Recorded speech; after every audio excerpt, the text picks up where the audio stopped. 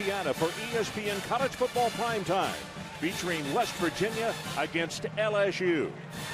Hi everybody, Ron Franklin at Cunningham, and down on the sideline is Janine Edwards, and we're happy to have you here in Baton Rouge tonight. They just gave the weather, and quite frankly, we get a blessing this evening at Cunningham.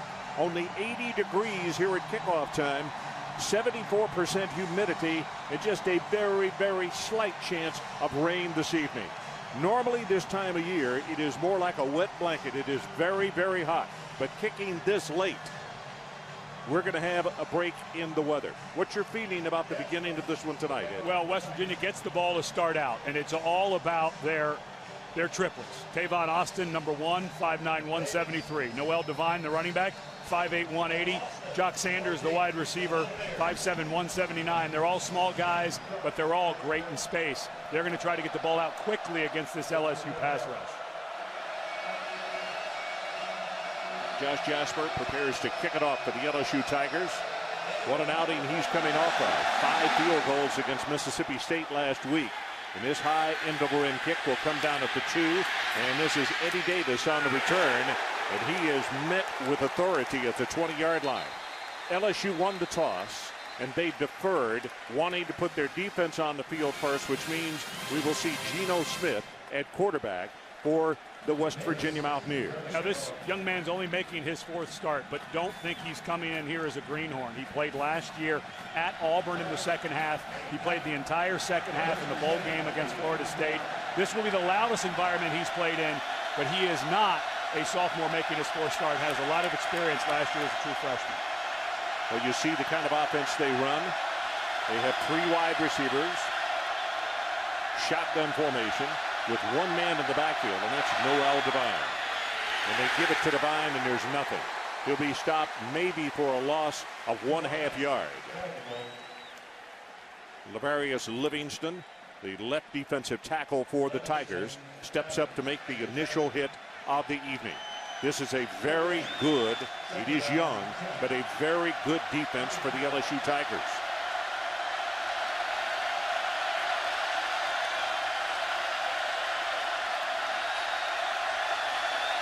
Smith rolls the pocket in and out of the hands of Austin. Here's a look at the starters for West Virginia. We talked about the starting quarterback that he has in the backfield with him. Noel Devine, Ryan Clark, the fullback, Bailey, Austin, and Sanders, the 3 starting wide receivers. They'll use 4 at times. Barclay at left tackle. Job has been moved from right guard, and Bowers at right guard. It is his very first start. He is a redshirt freshman. Probably an interesting watch tonight, wouldn't you think? Well, I don't think he probably got a whole lot of rest last night either. First start in Death Valley. And he's also nursing a bad knee. 3rd down. Rolls the pocket. Throws the pass complete at the 26. That will be well short of the 1st down as Jock Sanders makes the reception, and it will be punting time for West Virginia. Kelvin Shepard defensively for the Tigers. And that was Ryan Baker on a blitz. John Chavis, longtime defensive coordinator at the University of Tennessee, came over last season with the changeover there, and he will bring pressure many different ways, and that was a nice call. Baker came free in the middle of the offensive line. Pugnetti, who also, well, he plays kicks and punts, and he is back to do the punting for the Mountaineers, standing at his own 12-yard line. Here's the boot. Low driving spiral. Coming down to Peterson on the run at the 38, 40, 45, up the sideline, and if he stays in bounds, he is good for Golden Land, but he is stepped out of bounds at around the, well, they're going to say the 37-yard line. Ricky Kovac, a reserve fullback, is the man who pushed him out of bounds and kept him from lighting up the scoreboard on the very first touch by the LSU Tigers. 36 on the punt, 43 on the return. And Patrick Peterson, first time in college he's returned kicks. Everyone knows how wonderful he is as a return man, or excuse me, as a cornerback, and I think he just upped his average. He was at 23.9 coming into the game. A nice add to his game. So 1st down for the Tigers, and it goes without saying, excellent field position to start the night. And they want to throw on 1st down. Near sideline, it is caught by Tolliver, and he will go right to his knee at the 28. The profile on Jordan Jefferson, a junior out of St. Rose, Louisiana. Of course, he had to make that start in the Chick-fil-A Bowl back in 2008. An up-and-down year last year. Has had a couple of rough games to start this year. The coaches are waiting for him to kind of turn that corner. Wondering if Jarrett Lee might be the guy that Les Miles has to go with eventually if Jefferson doesn't make improvement as the season goes on.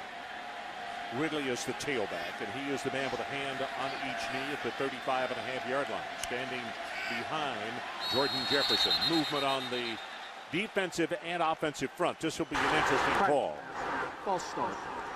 Number 64 offense.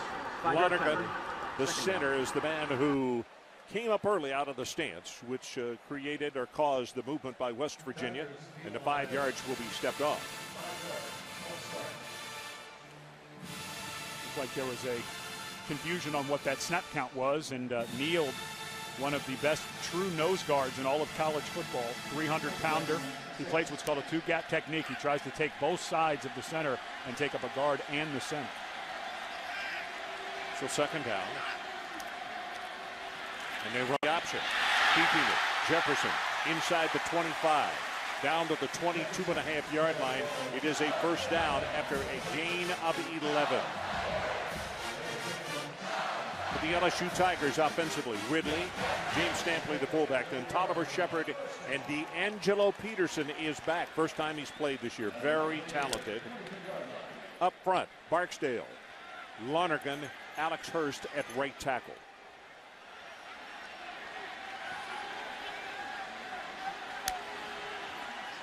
Peterson, number 19, 6'4", 243. And they really look for things that he can do. Ball in and out of the hands of the receiver. It's intercepted by West Virginia's Kevin Tandy, the redshirt junior out of Hopkinsville, Kentucky. And boy, what a huge play to start the game defensively for the Mountaineers. And the problem that LSU had last week against Mississippi State was drop balls. The ball's a little high, but Tolliver's got to make that catch. What a huge, huge turnover for Les Miles and LSU. We'll be right back.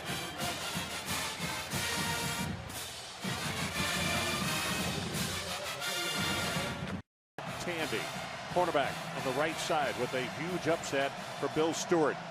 And Bill's ball club following a 43-yard punt return by Patrick Peterson had given up good field position as you look at Les Miles, but puts Miles' team unable to take advantage of the situation. A pitch. Second offensive possession. Handoff goes to number 7, that's Devine, and he will turn the corner, and he's going to have about 5 yards in the play. LSU starting on defense. This is the way they go. Adams, Livingston, Nevis, and Sam Montgomery. Drake Nevis very, very good at nose tackle. Francois, Shepard, and Baker are the linebackers. And at the corner spots, it's Claiborne and Peterson, absolutely stellar performer. Hatcher and Taylor are the safeties. You see LSU shifting defensively. Geno Smith with an audible. And he'll take the snap under center. Option play, quick pitch. And Devine turns the corner, steps out of bounds. Janine Edwards, let's check with you very quickly on the sideline. Well, Ron, West Virginia coach Bill Stewart was very concerned about his offense operating under the tremendous crowd noise here in Tiger Stadium. He had his guys work in their indoor practice facility this week with crowd noise pumped to a deafening roar. He said, we cannot get backed up because of noise. And after their first offensive series, they were working on doing a better job handling the pressure up the middle in the O-line. Well, you can say that you have seen noisy stadiums before, and the one in West Virginia is just that itself. But this is an extremely, extremely noisy house. Play action, Smith wants to throw. And he gets it off to the short side of the field, and it's going to be short of the first down, but it'll be out to the 38-yard line as it is thrown to Lindemann. And that time, as it looks like Morris Claiborne is down. 2 interceptions last week against Mississippi State. Well, it looks like he's holding his arm. Like maybe he got caught squeezed in a tackle situation. Well, as Ed said, but 2 picks last week against Mississippi State.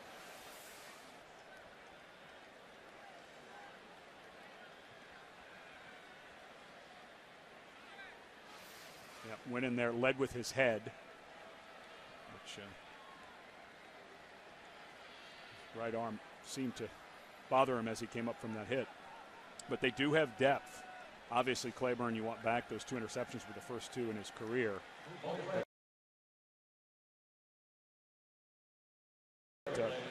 Tyrann Mathieu, a young man, true freshman, who plays a ton. He's basically a starter, so he'll take that spot. Yeah, he's in the and he's right an awfully now. good one. He's at the top of your screen now.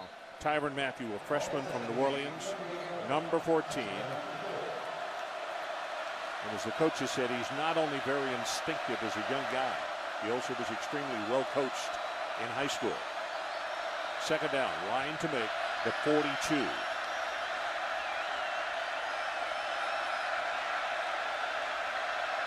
Blitz coming off the corner. West Virginia runs away from it, and then there's nothing doing. Now here comes a late flag in. Noel Devine, the ball carrier again. And this is one of the difficult things as we wait for the call. At only weighing Personal 1/8. foul. Legal hands to the face. Number 95 defense. 15-yard penalty and an automatic first down. Lavarius Livingston picks up a 15-yard penalty for hands to the face. So a big mistake on a play that they had stopped. Let's talk about your game plan, Ed. Well, as more LSU Tigers are battling injury for West Virginia, I don't think that they're going to be able to do. I believe that's Ryan Baker. Yeah.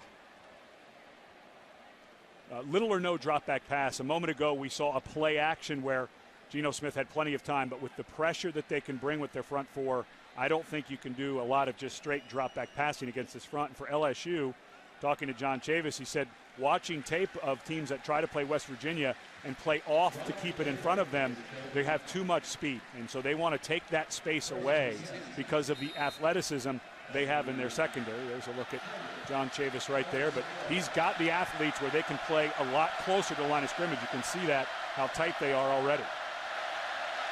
First down following that mistake with the 15-yard penalty. They roll the pocket. Got a man out there wide open as Devine. He's going to have a first down as he takes it inside the 35. And now late flags coming in as he was hit out of bounds. And Lamine Barrow will get credit for the tackle, but it's a gain of 15. I think you can add another 15, so that's 45 yards on 3 sequences here. Unbelievable. What a terrible start for LSU in their second defensive series. After the run, personal foul. Number 57 defense. 15-yard penalty. Automatic first. But, you know, the one thing when we were talking to John Chavis, he talked about Geno Smith and how good he was at hitting guys on the run. As they're moving, he's so accurate with the ball, and you can see that Noel Devine never has to break stride to catch that. That's why it's such a big gainer. So first down. And, folks, the new line of scrimmage. After a 15-yard penalty, a 15-yard gain, and another 15-yard penalty, they are at the 16.5-yard line of the Tigers. Smith again with an audible, and this time he will go from the shotgun rather than underneath. Devine, right side, tries to break off a tackle. He'll have 3. That's Kelvin Shepard defensively. Nice little inside track play that time. And Shepard, who's having a wonderful senior year. Very bright young man. He's got a lot of young players around him. If Baker is going to be out, they're going to be even younger. Has done a really nice job of bringing the guys around him into the film room and working very hard at them learning the nuances of this defense. Glad to see that Morris Claiborne is back into the ball game, number 17, occupying that left corner position for the Tigers. Second down. They run it again. Devine tries to hide behind those big offensive linemen and will take it in the vicinity of the 10, but they'll say down at the 11. Lamine Barrow, redshirt freshman out of Marrero, Louisiana, on the stop. And that's the one thing people, when they look at Noel Devine, they think, you know, he's a smaller guy at 5'8", 180 pounds. He's one of the strongest guys on the team. Bench press is 445 pounds, and he can run between the tackles very well. Eighth play of the drive. It all started back at the 22-yard line.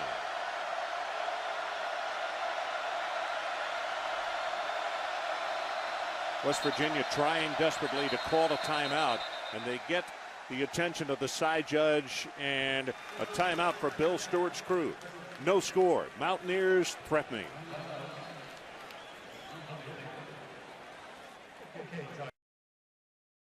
It's the sure sign of a good time. Here we go. And Kingsford Charcoal. Get fired up for Tailgate Week beginning September 27. Mike Six was donated to the LSU campus in 2007 for the Great Cats of Indiana organization. And by the way, he weighs about 460 pounds. And how much does he eat? 15 pounds of food a day. This time, Ryan Clark is the only setback, number 32.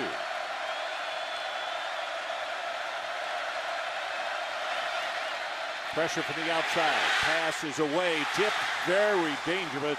And now here comes a flag down. Ryan Baker with heavy, heavy pressure. Number 22. That's the second time Baker has come free on a blitz. Yeah. Offensive pass interference.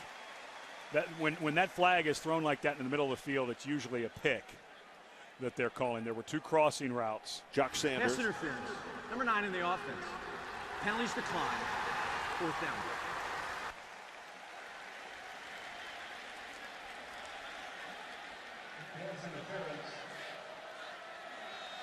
But you see the pressure that comes when you try that drop back pass. That pocket is just going to collapse in a hurry. I don't know how many of those you can call tonight.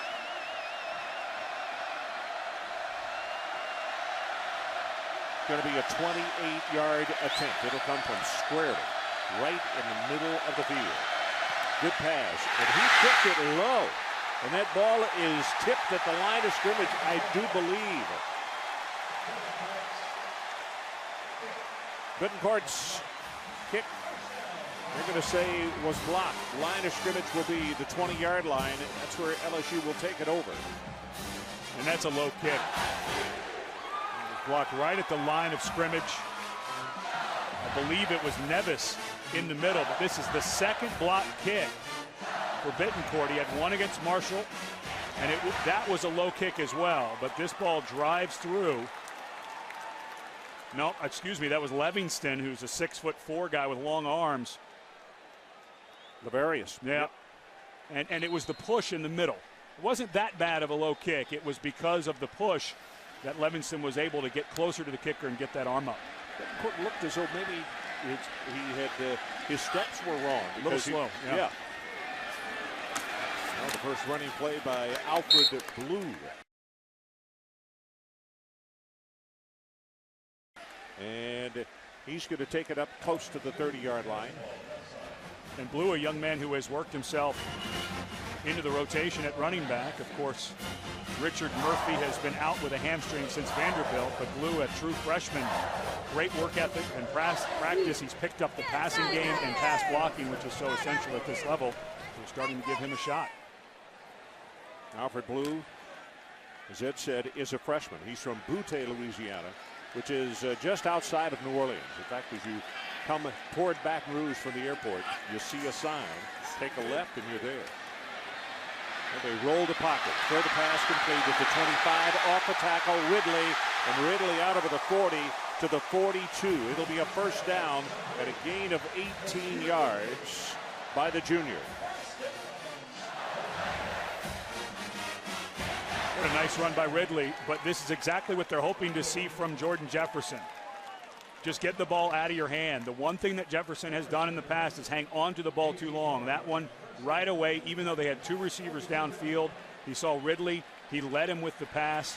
Ridley did a nice job of running through an arm tackle for the big game. One of the things that these two ball clubs certainly have in common, and that is they have people that they like to get in space or hit them as a moving target.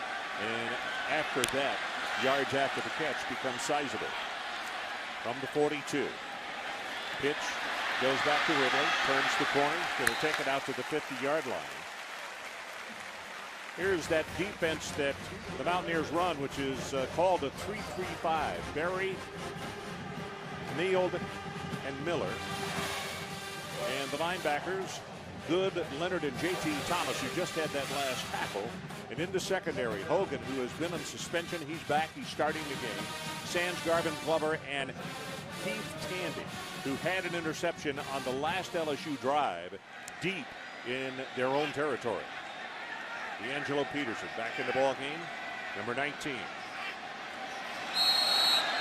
Well, that one, and this is the second time it's the snap count or something has not been on. Number 78 offense. 5-yard penalty, second down. Barksdale.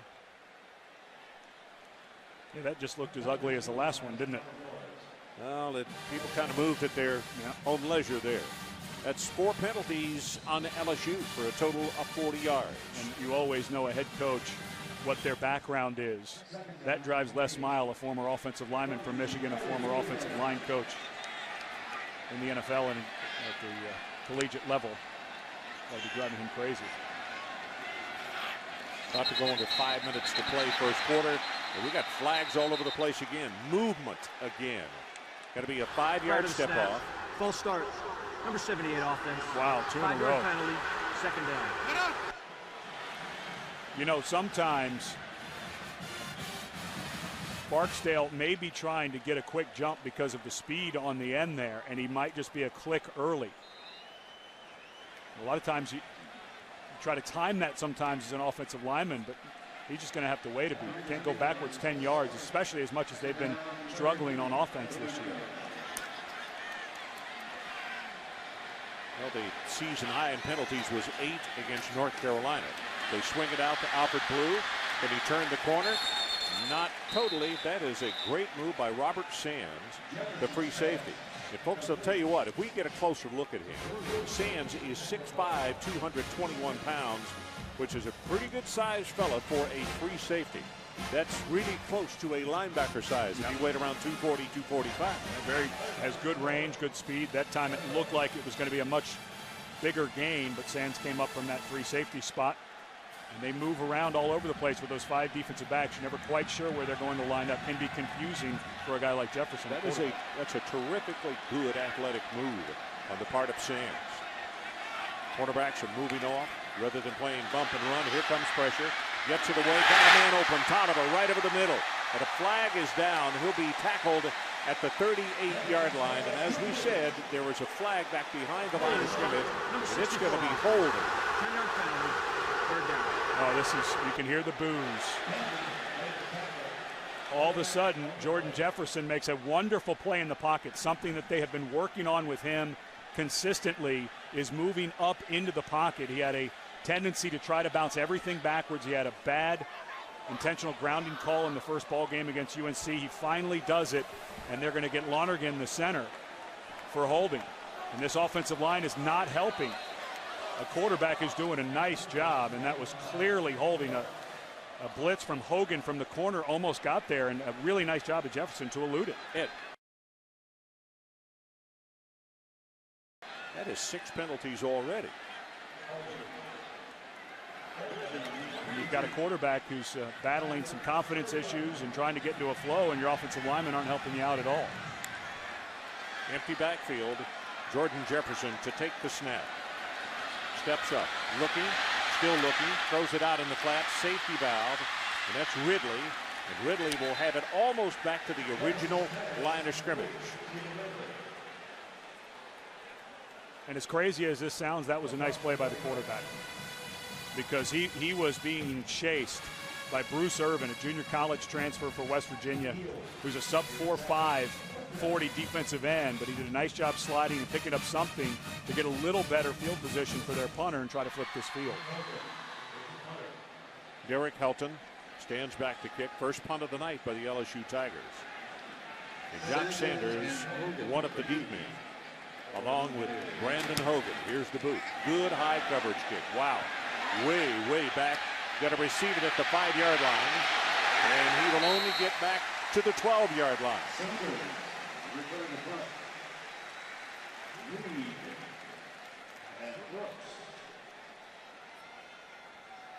55 yards on the kick and 7 yards on the return.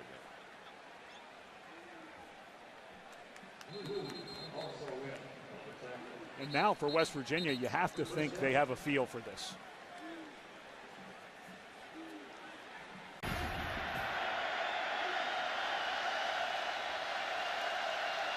So it is first down following a tremendous booming punt by Helton. They scrimmage from their own 12-yard line. Third offensive possession of the night by the Mountaineers. Smith steps up, drills the pass in and out of the hands of his receiver, Austin. And we'd like to welcome those of you who have been watching Oklahoma defeat Cincinnati 31-29. This is the SEC on ESPN, where our score right now is LSU nothing and the Mountaineers of West Virginia nothing. First time the two teams have ever met. Pass in the flat, and it's off the mark. He wanted Jock Sanders. And for those of you who are just joining us, here are some of the things that you missed in the first quarter. An interception here as the ball is tipped, and Tandy, the right quarterback, picks it off for the Mountaineers. And then the blocked field goal. Bittencourt misses, and Bittencourt has had tough luck this season, has had a couple of those. So it's third down. They need to take it to the 22-yard line, and straight ahead with the handoff is Clark. Ball is loose, picked up by LSU and taken down to the 7-yard line, and that's Tyrann Mathieu, a true freshman out of New Orleans, Louisiana. And it's the second turnover by the Mountaineers.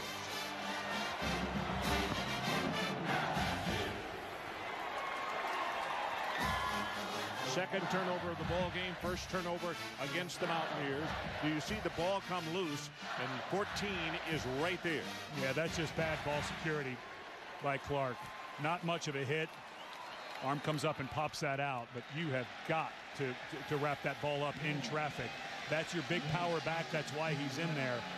That's more of a mental error than a physical one. Jordan Jefferson goes under center. And we'll see if this is a gift from West Virginia as Ridley takes it for a couple in the vicinity of the 4-yard line. So LSU with the turnover, a pass interception, and they were driving at the time when that thing was picked off by Tandy. And now the fumble and the recover by LSU's Tyrann Mathieu. And this is one of the reasons down in here, this is one of the reasons they like Jordan Jefferson. You got an I formation.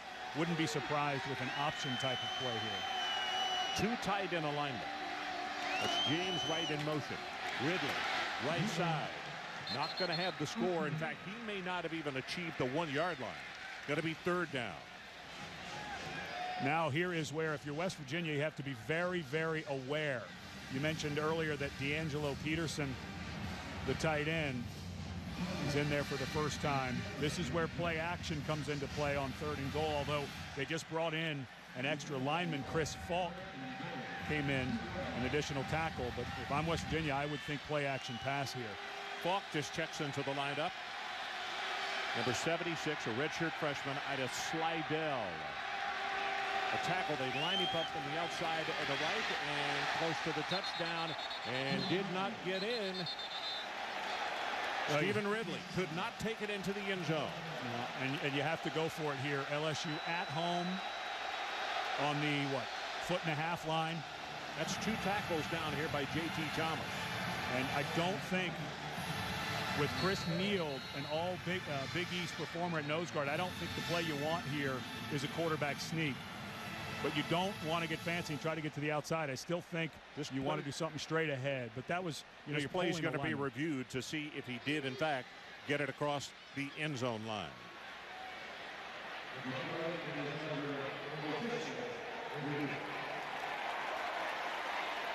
Awfully close. That was a really nice job.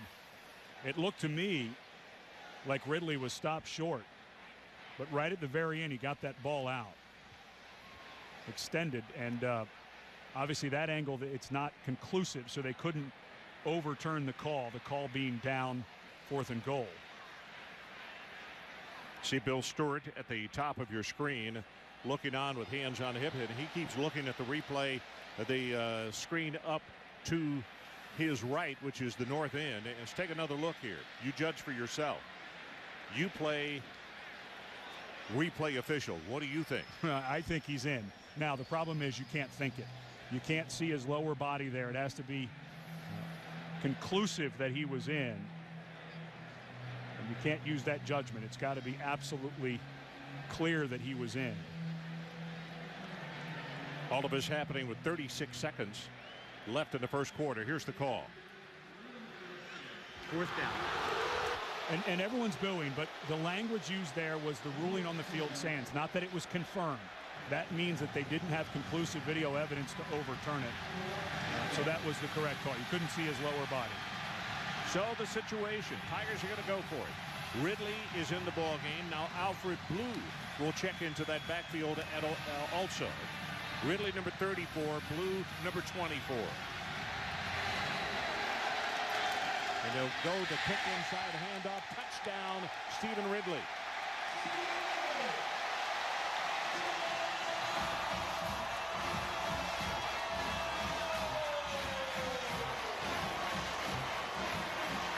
Stephen, a junior out of Natchez, Mississippi. And we'll talk more about him as the evening goes on. But really an interesting young guy. He had committed to Ole Miss. But Natchez is only an hour and 15 minutes from Baton Rouge. And with the Tigers offered, he said, nope, that's closer to home. And he is a big fan of his mom's. And he wanted her to be close to see him play. Extra point attempt. Ball is down. Kick is up. It is good. And the LSU Tigers have taken the lead. And as we go to break, let's take one more look at Stephen Ridley as they got him blocked from every angle. And he will slide across. Tigers by 7. 7-0. LSU goes on top. Ron Franklin, Ed Cunningham, Janine Edwards down on the sideline. Things happen that are really strange sometimes, not sometimes, all the time on Saturday night ball games down here in the Bayou. But their winning percentage is so much higher when they play after dark. And tonight we've got a full moon coming. So you're saying things are going to get weirder? Well, they certainly could. Yeah. And I have to think, though, that Les Miles is saying to his kids, look, we've got to quit getting penalized. We've got 6 in the first quarter. But they scored to go on top, which is, got to be the saving grace for them. Yeah, and I really like that last play. They took Ridley, who doesn't play fullback, put him at fullback back, so he was closer to the line for that 4th and goal. High spinner. This is short. Going to be taken at the 12 by Davis. Eddie Davis tries to get to the middle of the field, and he is manhandled before he gets to the 20. On Monday, 2 undefeated rivals battle for sole possession of first place in the NFC North as Green Bay takes on the Bears on ESPN Monday Night Football, 8:30 Eastern. And, of course, coverage begins at 7 Eastern with Monday Night Countdown served by Applebee's. Sean Alston in the ballgame at tailback. And we need to tell you, we will get an update on it. But the reason Noel Devine is not in the ballgame, we got word during the timeout. He may have an injury to his foot. Smith, shotgun. He's missed his last 3 passes. They run him out of the pocket. Ball is thrown complete, and he's got that one perfectly set. Just short of the first down to Jock Sanders.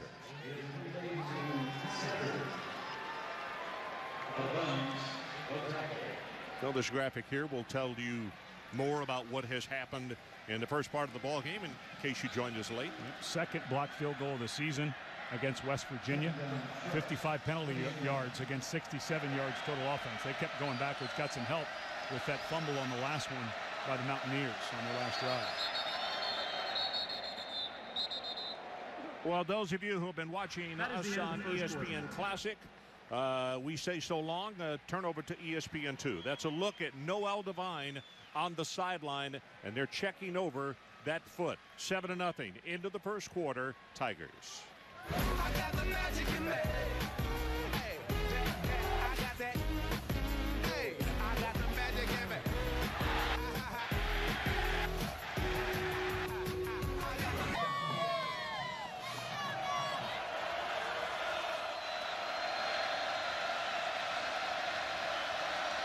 So we are back, second down and short yardage for West Virginia. And the straight ahead handoff not going to be close to getting back to the line of scrimmage is Ryan Clark. And as you can see, Noel Devine is good enough to come back on. Janine, you got more on the injury. Yeah, Ron, I was watching Noel. He was sitting on the bench for close to 10 minutes while they're looking at his right foot. He's got a strain to the big toe. They were flexing it back and forth, and he was grimacing in pain. They put a special pad on the bottom of his foot and put his shoe back on, but they will continue to evaluate. Okay, Janine, thanks so much. It is third down, and they got to have it to the 30-yard line, or they're going to have to punt this football right back to the Tigers. Play action. But as they roll the pocket, got him in, and it is picked off at the 40-yard line. Thrown just a little bit behind the intended receiver, picked off by Tyrann Mathieu. Folks, I got to tell you something. You will hear what sounds like a campaign tonight, but we watched this kid in practice on Thursday. He intercepts and picks up every fumble that ever happens. Well, he's already forced 3 fumbles this year, 1 against North Carolina, 2 against Mississippi State. That time, he's in coverage on a tight end, which is a mismatch on speed the other way. And Geno Smith, I think, expected that it would be a linebacker covering his tight end. He threw that ball a little bit late, and Mathieu just has such a great feel for the game, and watching him in practice on film, he's a special player.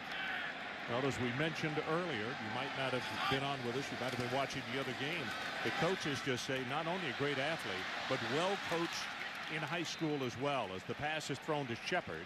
And Robert Sands with his second really nice open field tackle. Speaking of really good defensive players out of the secondary. And Shepard, a guy who was a dual threat quarterback in high school in the Houston area, not really sure-handed. That time as he came out, he had to juggle it, and that allowed Sands the time to close the distance and make the tackle for a big loss.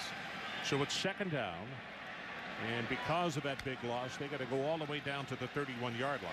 Alfred Blue is in a tailback.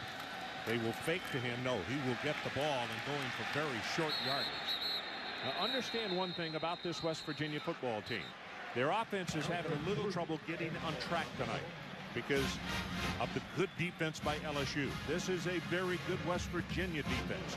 And I'll tell you, Bill Stewart's guys are going to rough it up with the very best of them. And it's almost like when you're getting ready to play an option team, you only have 1 week. Well, when you're getting ready to play a defense that you don't see ever, this 3-3-5 stack that they run with a true nose guard on the center.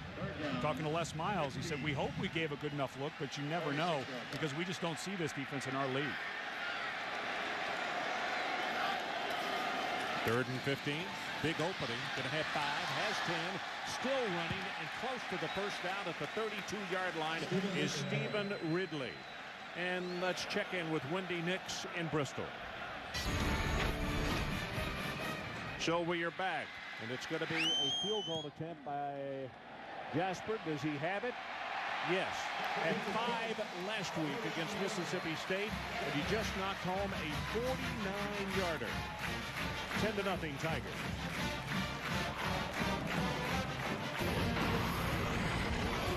Welcome back, everybody, to the SEC on ESPN.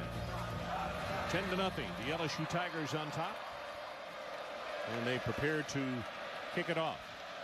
Jasper, as we said, 5 field goals last week against Mississippi State. And his first one tonight. He has been very, very good for the Tigers in the early season. This kick is returnable from the 2. Hogan. And Hogan spun around as he reaches the 20-yard line. And the Mountaineers will take over with. And now let's take a look at our FaceTime profile, brought to you by Edward Jones. Well, nobody better to do this for than Patrick Peterson. He is so much thicker than any cornerback, an elite cornerback than I've ever seen. He's built more like a running back than he is a cornerback. Played safety in high school. He is projected to play corner, and you know, you watch him, he's able to turn his hips, but he is really thick in his lower body, and he's added to the return. 221 pounds for a cornerback is not large, it's huge. Safety side. They roll the pocket, still looking, dumps it off, and that's Sanders. And a flag comes down. They're going to say forward progress to the 19, which would be a loss of 1. Personal foul. Illegal chop block. Number 57 offense. Penalty's half the distance to the goal line. First down. Jeff Braun, the right tackle.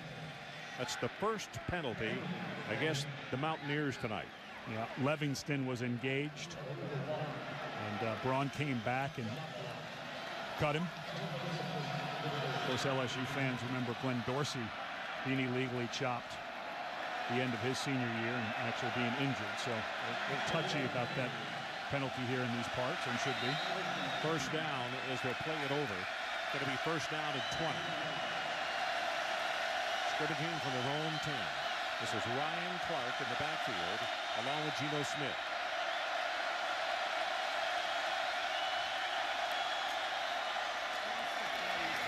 Clark gets the football, going to go for a couple, and that's it. Kelvin Shepard, the senior out of Stone Mountain, Georgia, makes the tackles. The team leader in tackles had 27 coming into this ball game tonight, and he already has recorded 4 in this fray tonight. You know, remember John Chavis said he's probably the smartest guy he's ever coached. That time he was making a judgment with Francois, the outside linebacker, right before the snap, still went over and made the tackle. West Virginia again tries to spread them out. Plenty of time in the play clock.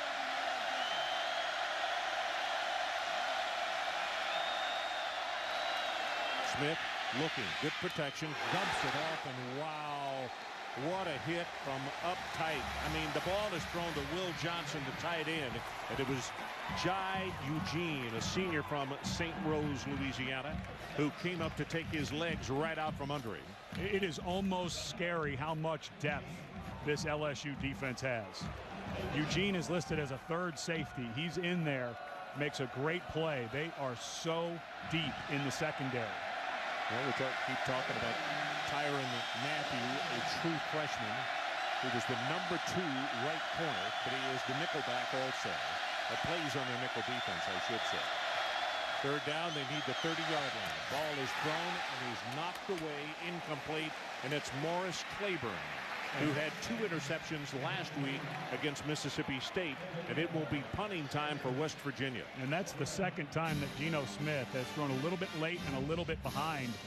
You cannot hold on to the ball against this defense in this league. And I think that Geno Smith right now, let's not forget who they played, Coastal Carolina, Marshall, and Maryland. This is a little different group than they're playing against, and Geno Smith needs to realize that.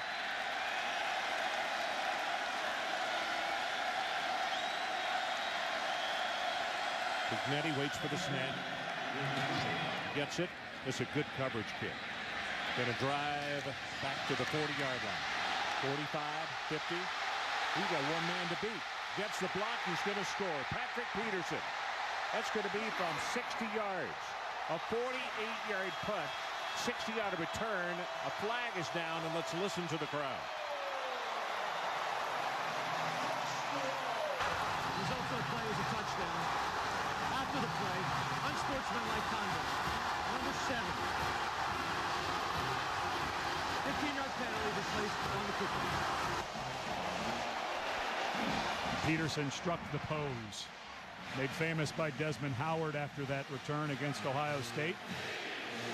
A lot of people around college football saying if there's an outside dark horse for the Heisman, it's Patrick Peterson. They added the return game this year, his junior year. Second touchdown on a return on the season, had one of 89 yards against UNC in the first ball game. Well, they had one of 44 here earlier tonight. Jasper with the extra point attempt. Knocks it home.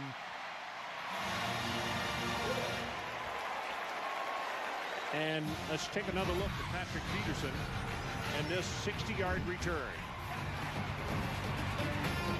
He got nice blocking, but boy, he picks up. He doesn't have long strides, but he's gaining a lot of ground with each step.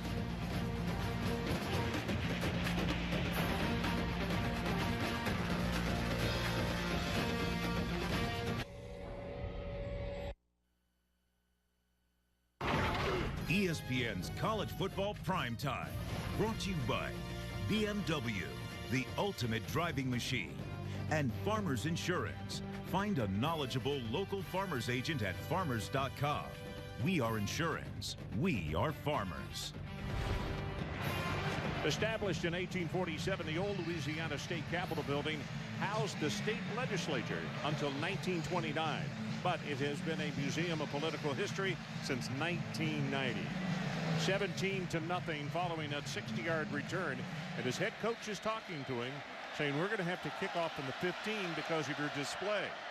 And so probably a little punishment phase will come next week after doing that, because you just can't allow it to happen.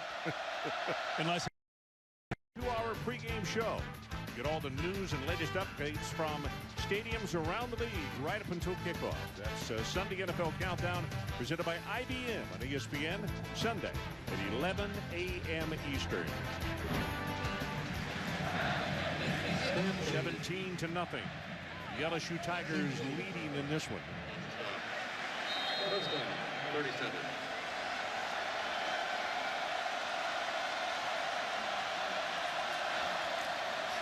Smith out in the flat. They set up a screen. That's Austin. Tavon Austin. And he's one of the triplets that can fly, that they love to get in space. And very quickly he picked up 13 yards. And that play worked because Jock Sanders, the receiver outside on the receiver screen to Austin, got a nice cut block, got back up and recut his guy again. Nice work by Sanders, who now has a headgear issue. But Austin, a young man who was a record-breaking running back in high school, will probably move back there next year.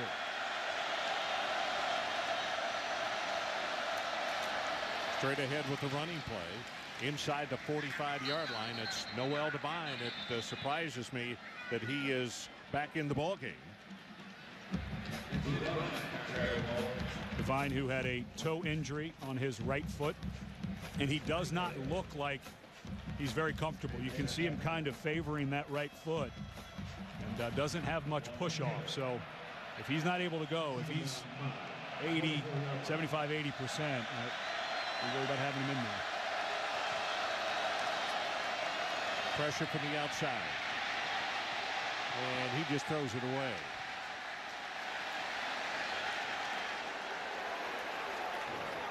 SEC today. Tennessee got a scare, double overtime, but they win. Arkansas gave one away at home against Alabama. Mississippi State leading Georgia. Florida winning big over Kentucky. Auburn trailing at home against South Carolina, and Ole Miss leading Fresno in the third quarter. Third down. They need to take it to the LSU 39. Tigers lead 17-0. LSU showing blitz in the middle.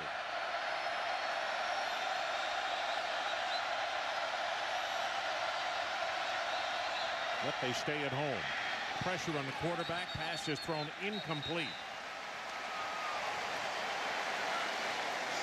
Stedman Bailey, the intended receiver, and Barkevius Mingo, redshirt freshman out of West Monroe, was the man who came in with the pressure. Barkevius is used, they say he's a pass rush specialist, and again, part of that very young group that Coach Chavis had. Yeah, when we walked out to practice on Thursday and you watch that defensive line working together, tall, big athletes, and they go 3 and 4 deep at some positions. It's almost a little unfair. Well, can he do it again? Patrick Peterson. I wouldn't give him a chance, that's for sure. Yeah, I'm with you. I'm not sure I would. Here's the boot. Good coverage kick, and he runs away from it. And now it takes a West Virginia bounce, and it's going to be touch dead just inside the 15. Take a break.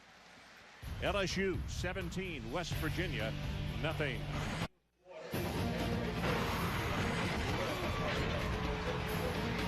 Welcome back to the SEC on ESPN.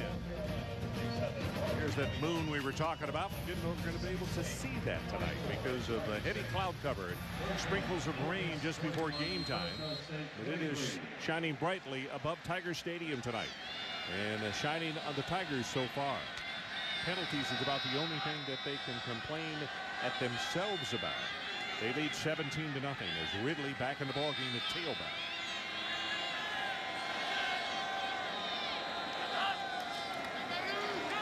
Running to the open side of the field and keeping the football, and boy, Jefferson really gets whacked down at the 20-yard line. It's Sidney Glover who came over to make the tackle. Decisive there in the option, though. The pitch was taken away very quickly, put his foot in the ground, cut up the field, and that's the thing that Tiger fans and his coaches want to see. He can be a little indecisive sometime in the run game and the pass game. That time, good job cutting up the field quickly. Good read by Robert Sands. Well coached. He came up and he was going to be there to take the pitchman out, so to speak. Second down, they need about 4. This time they want to throw. Pressure, hit. Knocked down at the 13-yard line, and it is the first sack of the night for the Mountaineers. And it's Chris Neal, redshirt senior out of Stroudsburg, Pennsylvania. And the scouts like him, and so do the linebackers, because, folks, he keeps a lot of big bodies off those linebackers. And this is George Wright comes to the inside. It's not really, it didn't look like it was a design stunt, but George Wright gets pushed inside, and Neal does a good job. But a little flat-footed by the quarterback that time in the pocket, but a good finish of the play by Neal. And I agree, I think he is going to be an NFL guy, because that 2-gap able to control the center is a very important position in the NFL. D'Angelo Peterson back into the lineup for the Tigers. With a slot to the left, that's who they're looking for. And he reaches high, fumbles the ball momentarily, but comes down with it at the 18-yard line. He's 6'4", and he had to use every breath of it right there. Tackled by Bowser. And a huge stop for West Virginia. Jeff Castile, the defensive coordinator, has to be breathing a sigh of relief. If they would have gotten a drive going, gone down and gotten points out of that drive, West Virginia might have gotten run out of this building in a hurry. Now they get a stop after a nice sack by Neal and should end up with good field position. Elton prepares to punt it away. Not very long to the near side of the field, and now takes a West Virginia bounce, goes out of bounds. Wow, up around the 47.5-yard line. So we'll take a break. 17-0 LSU. We'll be right back. We are back in Baton Rouge as the West Virginia cheerleaders try to get their guys to get something going here. You know, a lot of folks have come down here from West Virginia. Their band is going to perform at halftime. Right now they're down 17-0, but this is the best starting position that they have had as a blitz comes off the corner. Wide open over the middle. 50-yard line, 45 and 40 is Jock Sanders, and Jock will take it all the way down to the 35-yard line. That's good for 18 yards. And this is the point that we were making. It looks as though he's going to be shaken up on the play. Tyrann Mathieu coming off the corner with the blitz. Well, that was just a wonderful double move by Sanders. He's being covered by Ryan Baker because of the safety blitz, and they cannot afford to lose Sanders. Noel Devine already has a banged-up foot. He's less than 100% trying to go. And Sanders, you talked about the triplets. That's the 2 of the 3 guys. But we were tracking on the last drive that Noel Devine, and it was mostly in pass protection, but watch how much he's favoring this right foot. Janine Edwards reported it's a right toe. Look, he just doesn't even want to push off of that. And at some point, you just have to take the young man out of the game. I know he wants to be in there, but if he can't block, especially in pass protection, you're going to have to get him out of there. And let's check in with Janine, who has more on that. And Ed and Ron, you're absolutely right. Devine has been in a lot of pain. I've been watching him on the sideline. Actually, they just took him to the locker room. He is getting that foot x-rayed as we speak, but they tried 3 different kinds of padding on his foot. They taped it up. He would get up and walk without his shoe, shake his head, no good. They sat him down. They undid the tape. They tried another pad. So just a minute ago, they did take him to the locker room for x-ray. So right now, he's questionable. That's interesting. Now, Jock he's got a towel on his nose. Maybe his face mask collapsed on his face because he's got a huge face mask on there. Undoubtedly, that's what happened there. They got a first down, though, at the LSU 34. And the Mountaineers need a touchdown here before halftime to get something going. Ryan Clark barrels his way at about 6 yards, and that'll put him in good shape for a 2nd and short.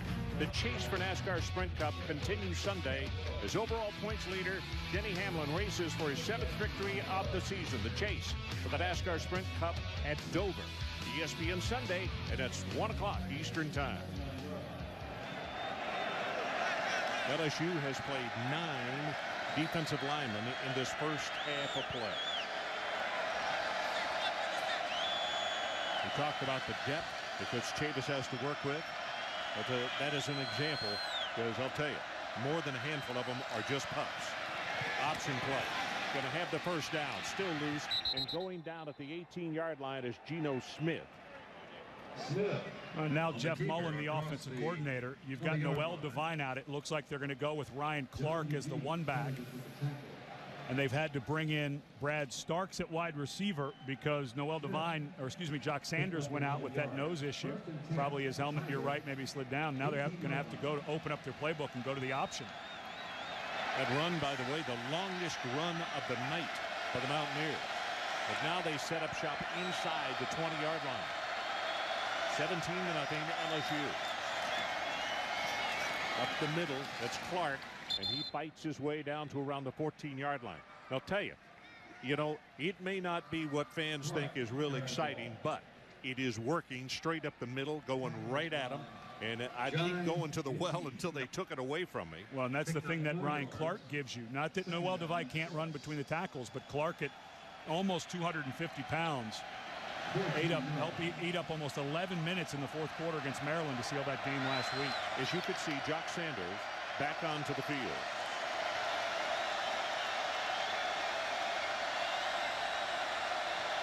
It's Jock in motion to the top of your screen.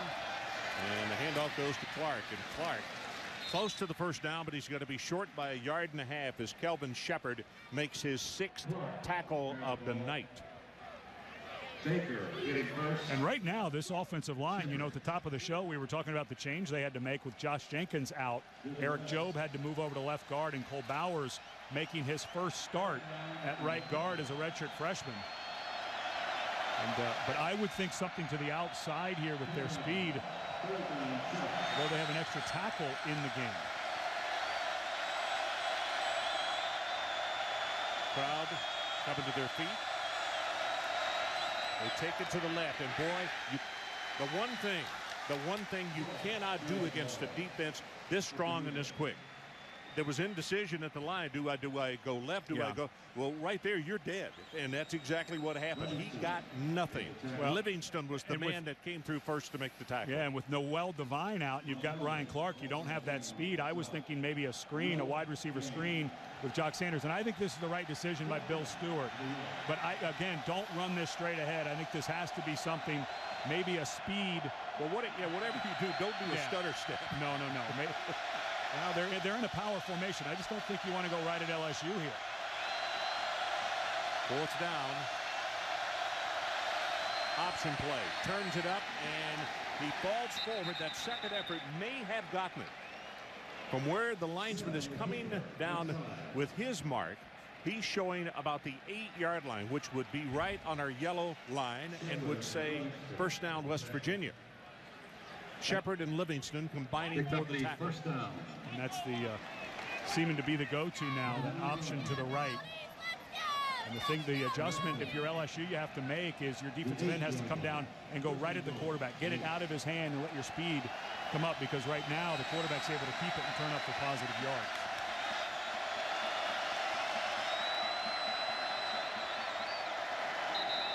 Timeout being called by Geno Smith.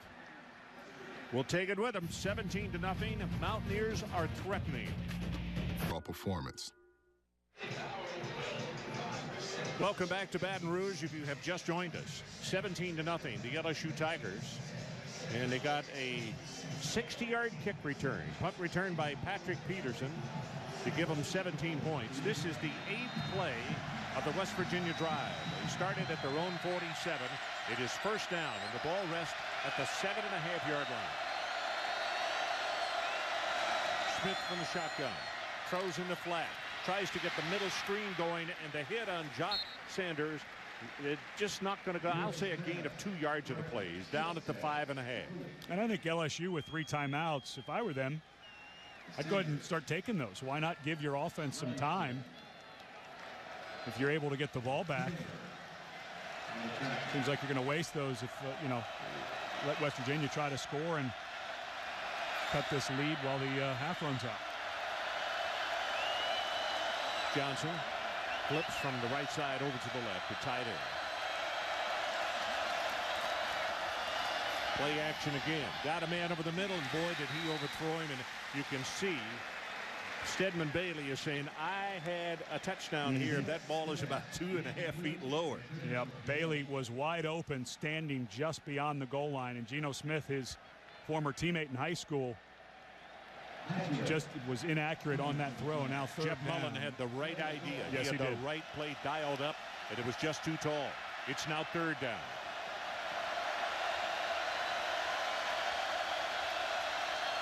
Tavon Austin in motion. Now Sanders. Sets, far sideline, got the pass complete. There's a touchdown, Stedman Bailey.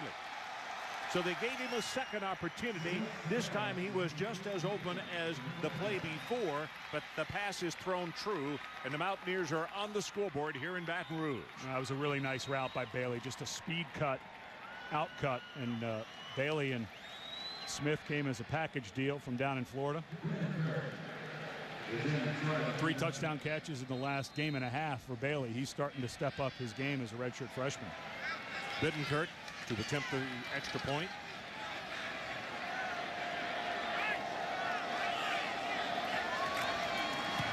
And the kick is right down the middle.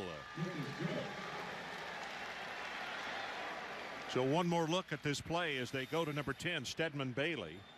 And working against Matthew. Matthew slips. Good job. He runs in like he's going to run the slant, comes back out, and because Matthew slips, he's wide open. So the score by the Mountaineers, it is now 17-7, and let's go to Wendy Nix in Bristol.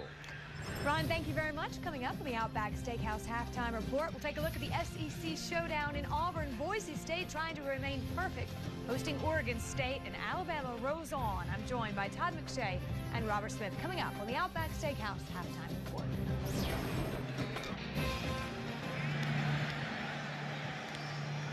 10-point lead now for the LSU Tigers. Offensively, as we look up there at the totals, West Virginia, they are out yardaged against, they're at 120 yards. The Tigers are only at 80, but special teams and turnovers have made the difference in the ball game. But what a nice job by Bailey. And that was a talented cornerback. And Matthew, did you see when Matthew fell, how quickly he got up? He still almost had coverage, even though he slipped and fell. Corey Smith with the kickoff, and it is high and short, taken at the 25 up the near sideline.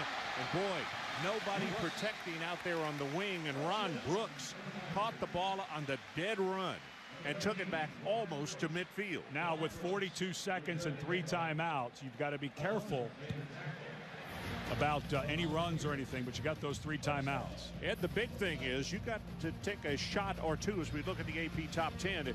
But the most important thing is with this field goal kicker, you've only got to have a couple of medium range shots that are completed, and you can get 3 more points to go in at halftime with. Try to set up a middle screen, and I mean that is messed up big time. Incomplete. Tolliver, the intended receiver, and it was Julian Miller, the right defensive end out of Columbus, Ohio, who came up and just really put the wood on Tolliver. And Jack Marucci, the trainer for the Tigers, comes out immediately to help Tolliver off the field. And you know, you heard some grumbling from this crowd because that play just took forever to develop, and it was almost a sack, which would have been disastrous. 2nd and 10, good protection, gets it away, has a man, and the ball is dropped. That's James Wright. He's from Bell Chase, a freshman. Well, you know, you've got a quarterback who's struggling in his development. He had 3 drops last week against Mississippi State. I believe that's the 2nd drop tonight. These young receivers are not helping. Matter of fact, it was an older receiver. Well, I don't blame Jefferson. That was a first down and out of bounds. But you know what you got to do? You got to be positive, particularly with a freshman. You know, don't show him up in front of the crowd. Go over and clap your hands and say, hey, get it next time, dadgummit. Hit from behind. Ball delivered. Incomplete. He was looking for D'Angelo Peterson. Well, And you can hear the crowd a little bit, and I don't blame them. This is just a bad series they get. Well, Brandon Hogan that time coming with the blitz, it was the perfect defensive call. And with the pressure from behind, he didn't have much of a prayer of getting this away. Watch Hogan come out of nowhere. Number 22 right there. Bam. And Jefferson just had no idea that was coming. You've got to see it. You've got to know that you don't have protection to that side and know that that's coming. But to have to punt this away with such good field position and 3 timeouts, a huge disappointment for LSU.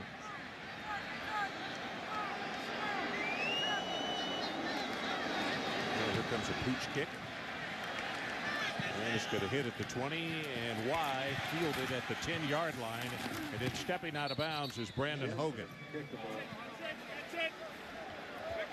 Well, time now to take a look back at our protection spotlight, brought to you by Castrol GTX. Well, and not a whole lot of drop back passes, but this time the offensive line does a good job. The ball comes out very quickly. There was a little stunt up front by LSU's defensive line, but Geno Smith and his former high school teammate Stedman Bailey hooked up. Good timing route that time. As soon as Smith saw that Matthew had slipped, he threw it right as Bailey came out of his break. Well, here is absolutely the smart thing to do. Geno Smith's going to take a knee, and that'll be the final play of this first half. 12 seconds down to 11, and they'll head to the locker room as West Virginia cut a 17-point margin down to 10, so they got some positive things to talk about at halftime. And here comes Janine. She's going to be visiting with Bill Stewart. Janine, let's go down to you. Coach, it seems like it took a little while for your offense to kind of find its rhythm. How can you capitalize on some of the positives that we've seen late in this half? Well, just do what you said, capitalize on it. We had a nice drive, put points on the board. We lost number 7 on that out-of-bounds hit. I don't know what his status is. Hope he gets back. If not, we'll just rally the troops and keep fighting. Yeah, how do you find someone to step up if he can't go? We hear he's getting x-rayed right now. What's the game plan to compensate for that? They're Mountaineers. They'll step up. We'll see you second half. Thanks. That's a great answer by Bill Stewart. I'm going to tell you now, this is a prideful guy at a prideful school.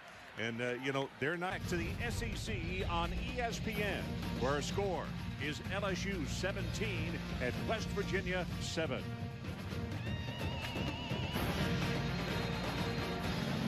Patrick Peterson.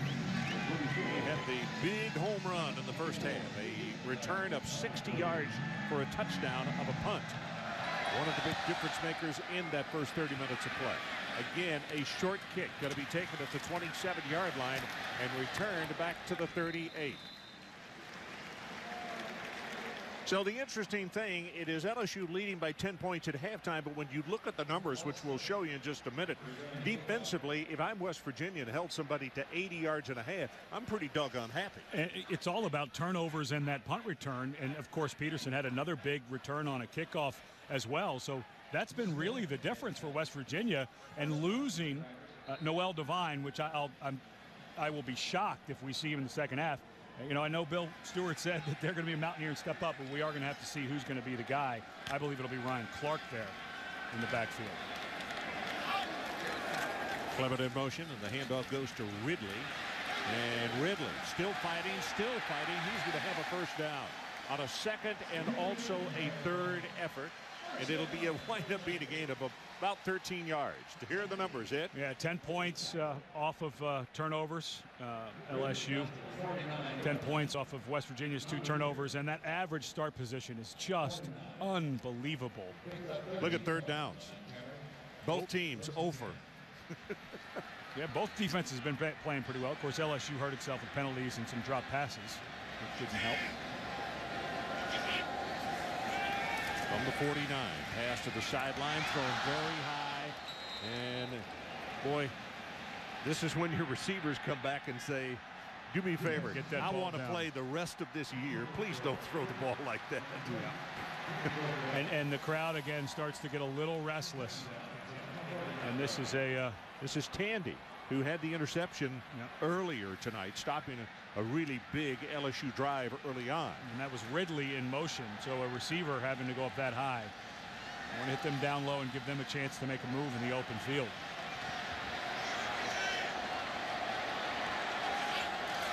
2nd and 10. Here's the pitch. This is Blue. Alfred Blue does turn the corner, steps out of bounds at around the 45, and there is a flag back at the 47-yard line. I think we're going to have a hold against Holding. Number 10 offense. Yep, that's Russell Shepard, the wide receiver. Man, you know, you start to think about LSU getting back into SEC play. Of course, they played Mississippi State last week and won. But you mentioned they had to have those 5 field goals early in the game, which was a school record for Josh Jasper. But you look at this offense and the SEC West, Alabama sneaks one in today against Arkansas. But, with this offense, they've got the defense to compete. They're just going to need something offensively to hang their hat on, and they just don't have it. Maybe they just need to become a power running game, because it looks like with Ridley and Blue, and once they get Murphy back, maybe they'll be able to do that.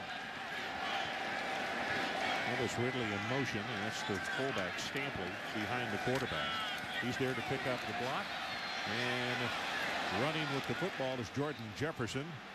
And again, some mixed emotions coming from the crowd, meaning the reason they're mixed, they don't agree. Well, the reason that the coaches from LSU talk about Jordan Jefferson as their quarterback instead of Jarrett Lee is because of the size and his speed. But he's indecisive as a runner sometimes. He had a 16-yard touchdown last week against Mississippi State that was very decisive. But it's runs like that the crowd starts to think, well, wait, if we're not going to even have the run game, maybe we've got to start giving Lee a shot. LSU 0 for 5 on 3rd down conversions tonight. They're going to take it down to the West Virginia 39.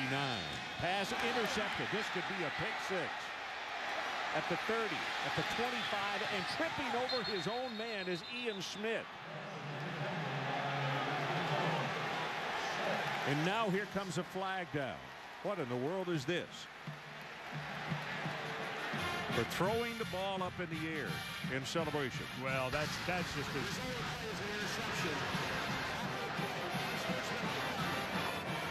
For the return team. 15-yard penalty. 1st down. Well, that's just not a smart play by Smith. You know, you make a huge play on a bad throw and a bad decision by Jordan Jefferson. He just locked into the receiver to that side. Smith, playing the safety, just read his eyes the whole way. I mean, Jefferson's locked on.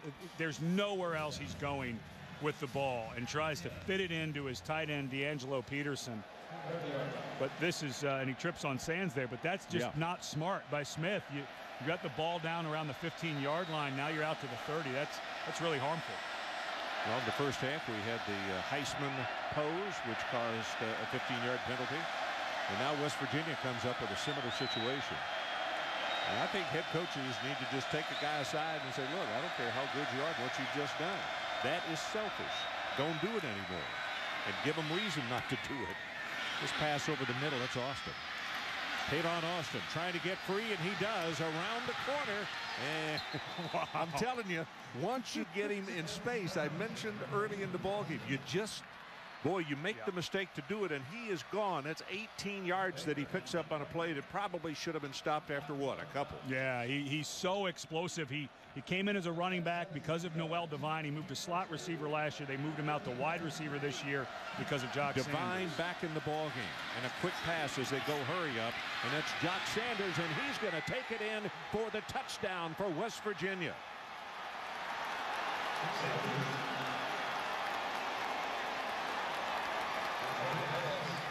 And the happiest person on the sideline is Ian Smith, thinking, Lord, I am grateful for the fact, and I think he's apologizing to Bill right there. You know, well, and that was just an excellent block by Tavon Austin. As soon as Sanders caught the ball, he got a great block downfield that sprung Sanders for the touchdown. Bittenkirk, extra point, and he's got it. Wow. What did the head coach, Bill Stewart, say just before halftime? He told Janine, don't worry about it. The Mountaineers will take care of business, and that's exactly what they've done. So following a turnover, Sanders scores. College football in high definition is presented by Vizio. And we're back in Baton Rouge and some developments. Look at the bottom right-hand corner of your screen. Jarrett Lee just put on his headgear and reached in the bag and pulled out a football. And from the looks of the expression in the upper right-hand corner of Jordan Jefferson, I think it's going to be Lee who's going to come in the ball game. Kickoff from the goal line. This is Claiborne at the 20, and then knocked out of bounds at the 25. And in talking to the coaches yesterday, listen to the response from this crowd now. This will be interesting. They're not afraid to put Lee in. He dedicated himself during the offseason. He lost some weight, had a great spring. A lot of people thought coming out of fall camp he may have been named the starter.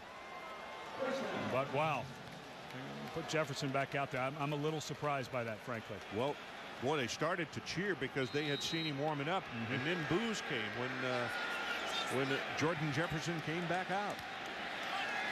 From the 25. Ridley. And Janine, let's check in with you down on the sideline.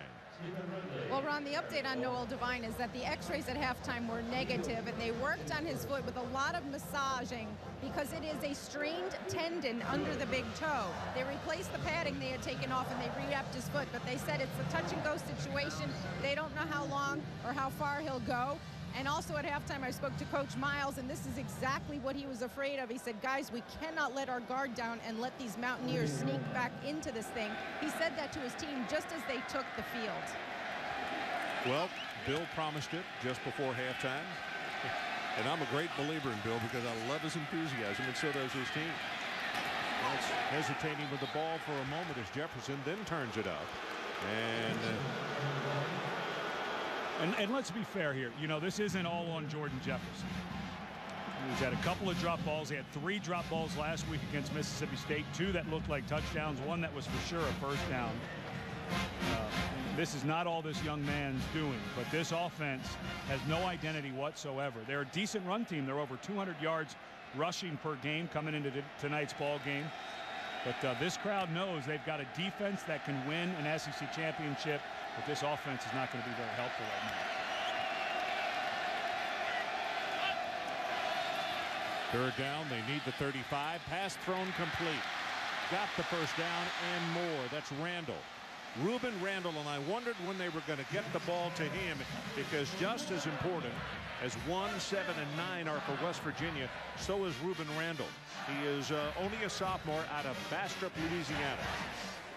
And a huge cushion. Good read by the quarterback. He saw the cushion being given by Broderick Jenkins. And I'm not sure why you'd play that far off on third and medium. On first down, they roll the pocket. It's tipped and falls harmlessly down, and tipping the ball was Najee Good. And, Josh Taylor almost got a present there in his belly, but he wasn't able to pull that in. There's Good coming off the edge. And number 52. Yeah. And it was not much of a cut block effort by the freshman Blue, and Good did a really nice job of keeping his balance. Well, you can see a few coaches or wannabe coaches in the stadium. Yeah, there's about 80,000 of them here, I think. 92, would you take that? Yeah. Second down from the 49. Straight ahead, and this is Ridley. And Ridley will take it to the 49 of the Mountaineers. Now it's going to be third down, and the West Virginia has an opportunity to bring in that third down defense, third down and long. Yeah, and here comes the speed rushers. Number 11 for West Virginia. Bruce Irvin can come off the edge with the best of them. Had 3 sacks last week against Maryland. So keep an eye on number 2, Robert Sand. A very good athlete, a very long athlete at 6'5", playing the safety spot. Pass over the middle, and it's caught at the 45. Randall again. But it's going to be short of the first down. Now, a moment ago, the route that he ran, he had already cleared the first down marker before the ball was thrown. This time, he was 2 yards behind it. And with the defense closing. Yeah, and Jefferson just got a little hurried there. He had protection. Bruce Irvin was locked up nicely by the left tackle, Barksdale.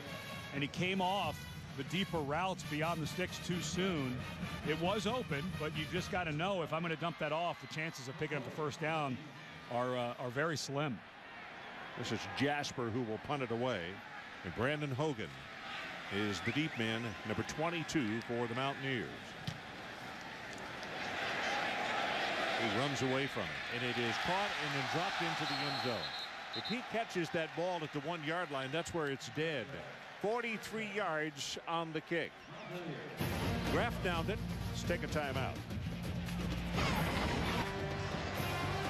Built in 1959 as a wholesale produce business, Tony's Seafood in Baton Rouge has been known to sell as much as 50,000 pounds of crawfish in a single day.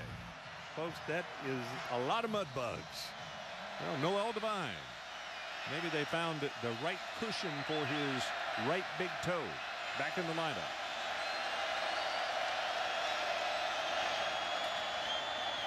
Well, they fake it to him, and now thrown for a loss. Sam Montgomery comes across to take down Geno Smith. And that is what they didn't do in that first half against the option. Fake handoff to Devine, but that time Montgomery went right to the quarterback and got there before he could pitch it. Remember, they didn't force the pitch in the first half.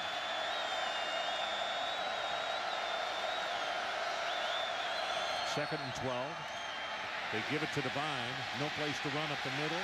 No place to run outside. And he is going to be flipped out. And that was a tackle by the face mask. How about that? It should have been a third down and an absolute acre.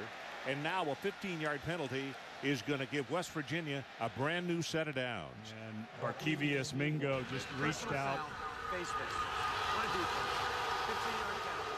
Mingo just hustling over to try to make the tackle. Nothing dirty here. Just got his hand up high on that face mask and spun Devine around. Devine moving okay on that. He still looks a little flat-footed. I'm not convinced he's anywhere close to 100%. But a big break for West Virginia. Well, for those of you who have not seen LSU play this year, if you want any kind of assessment on their defense, what you just saw when 8 players wound up breaking to the outside to tackle Noel Devine, it tells you something about team speed and gang tackle. And they have both of those. First down. Quick pass. They throw the look in. Flag is down. And I'll tell you, defenders had read that before the ball was even from the hands of Geno Smith. On the offense. 5-yard penalty. First down. I want to welcome the people that might have been watching the Boise State and Oregon State game. Our situation is 17-14 LSU. LSU led by 17-0, and now the Mountaineers have come back with 14 unanswered points. Ron Franklin along with Ed Cunningham and Janine Edwards here in a jam-packed house in Baton Rouge.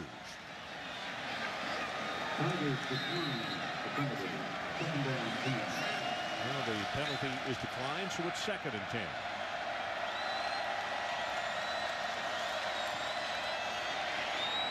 Smith showing his escapability.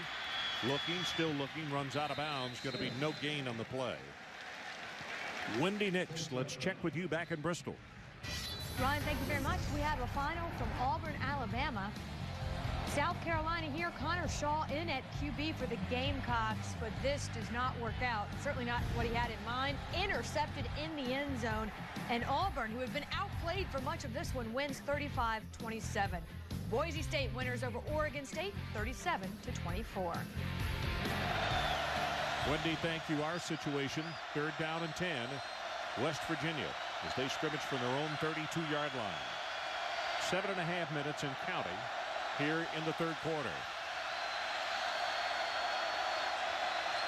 And this is when this stadium becomes such an asset for the home team. A timeout is called by Geno Smith. Wow, it got really noisy. We'll be right back.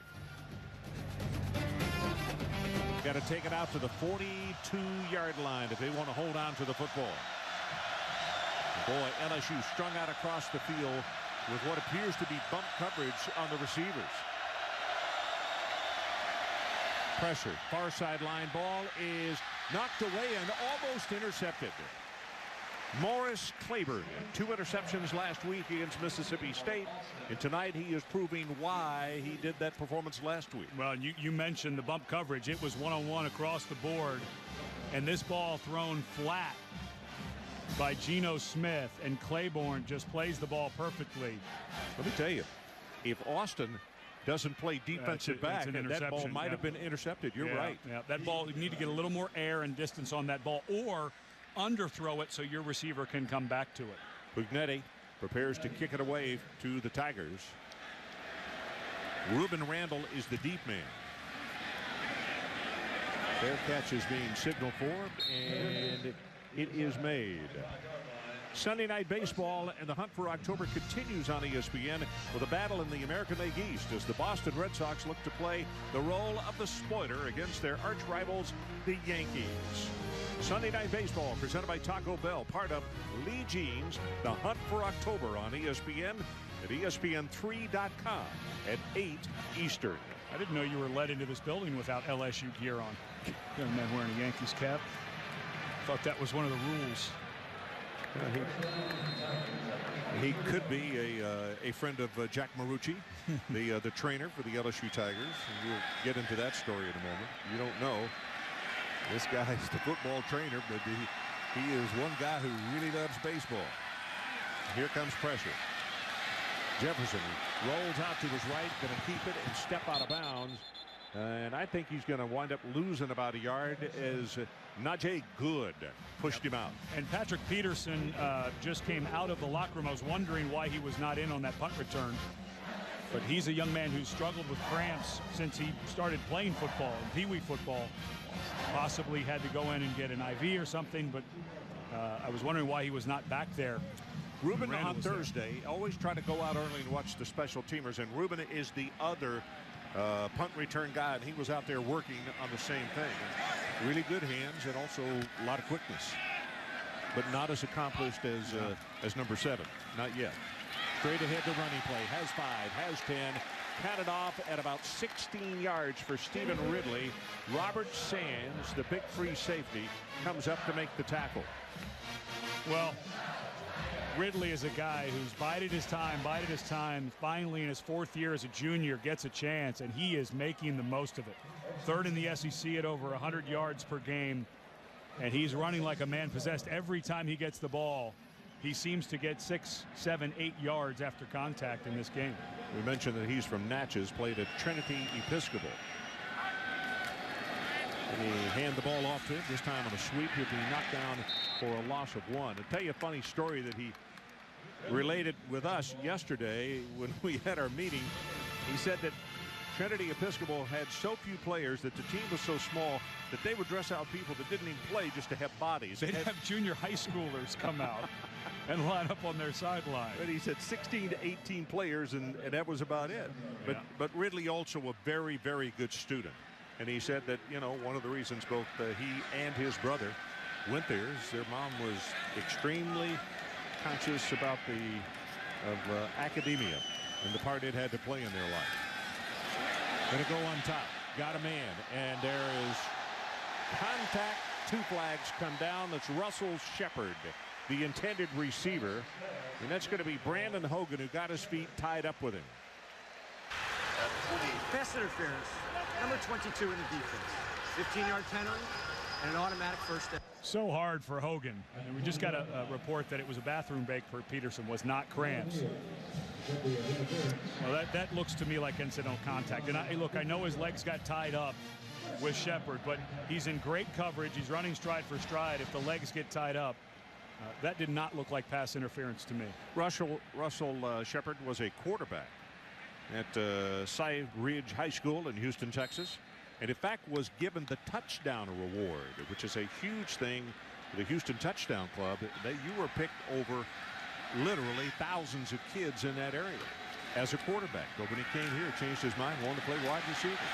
Deep pass over the middle. This time, knocked down, almost intercepted by Kevin Tandy. Tandy already has 1 pick on the night, and he came really close to getting a second.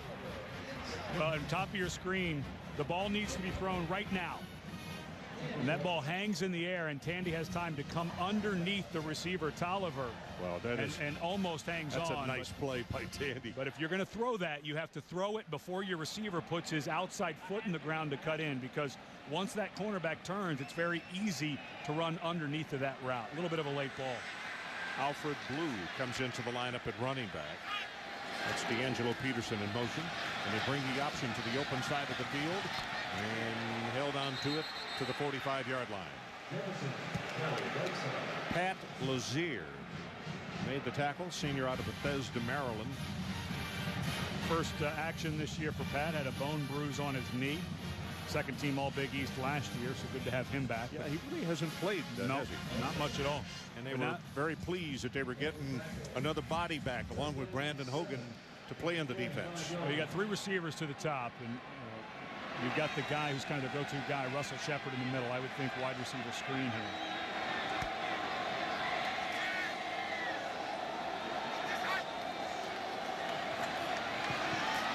Pass coming back toward the middle. Going to have the first down. That's Randall. Reuben Randall. That was a nice job by Randall. Broke off his route right at the stick so that when he caught it, all he had to do was fall forward. They're going to run Shepard off. Randall comes in. Good physical contact. In college football, you can make contact with the receiver anywhere on the field as long as you're next to them or in front of them before the ball is thrown. You can see Jenkins trying to buck him down, but he was unable to do so. Randall actually a really nice sized receiver at 6'4", almost 210 pounds.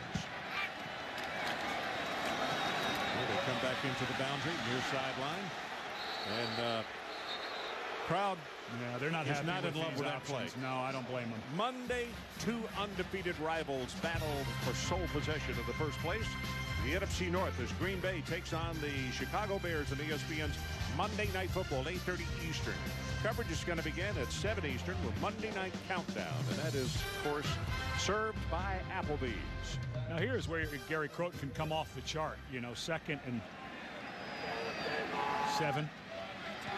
Feels like a rundown most of the time, but they're in that kind of modified pistol formation. Maybe we'll see a pass, pocket pass. Hands it off to Ridley. Left side has 5, has 10. He'll have the first down at the 21-yard line. And I'll tell you, running straight ahead. It's a nice job, DeRosick. Lonergan, the center. Well, the way this young man is running between the tackles, this is something you can start building an offense around, because what this does is watch the safeties. There's Sands coming down. There's the other safety, Sidney Glover, having to come over. Those types of plays can start setting up your play-action pass. Well, this is a handoff to Shepard, and the wide receiver gets the in sweep and takes it for a gain. Wow, that's going to be 9 yards in the play. You know, Ron, you were telling the story about Russell Shepard being a quarterback out of Houston, and it was about midway through last year where he went to the coaches. It's usually the other way around, where they say, hey, we're not sure you're going to work out at quarterback. Why don't you switch to receiver? And he actually asked, as Robert Sands, unfortunately for West Virginia. Boy. Now that's they can't tough. lose him. Nope. That's just like losing number 7 on the offensive side. 10th play of the drive coming up. This all started back at the 23. We'll get a report on Sands. Here they come with an option again. Going to cut it back into the middle. And that'll be enough for the first down. But you're right. That's an interesting thing, because the youngster came to the head coach and said, you know, I just want the football. And his head coach said, that's what we want. We want you handling the football. Well, and he had a long way to go as a quarterback. He was more of a running guy in high school. He was working on becoming a better passer, but he knew he had so much work to do. As a matter of fact, he wears number 10 because of Vince Young, who is, of course, from Houston. Pretty good guy to emulate, but he just knew that he was going to be a better help for this team, playing kind of a utility wide receiver. That's good news, I think, because Sands was not being attended to across the way. Maybe it's just a nick. Ridley, nothing doing this time. That the entire left side of the defensive line for West Virginia mounted a huge attack, and they stop him for nothing. Josh Taylor led the way.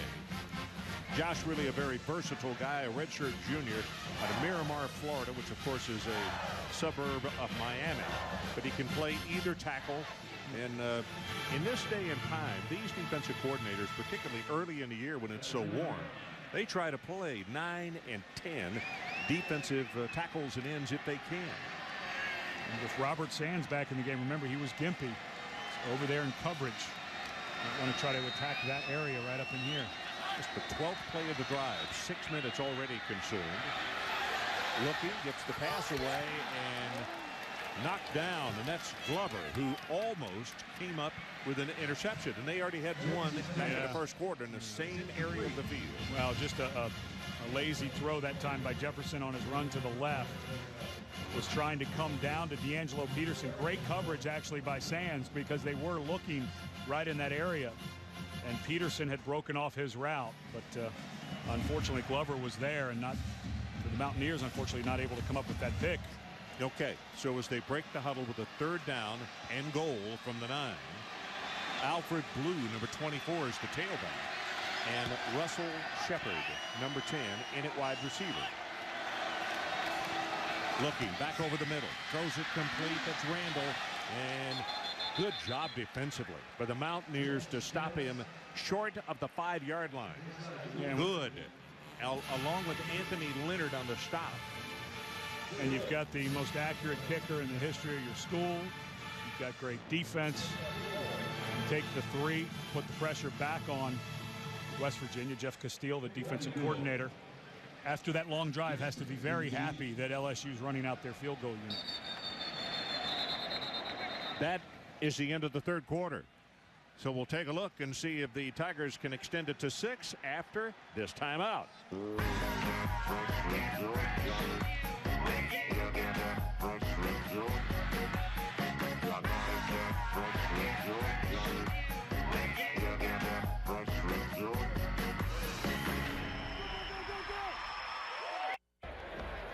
Welcome back to the SEC on ESPN. College football lives here.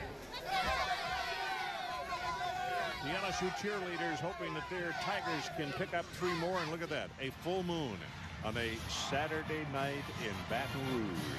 Does that mean strange things are to happen before this night's over? Probably.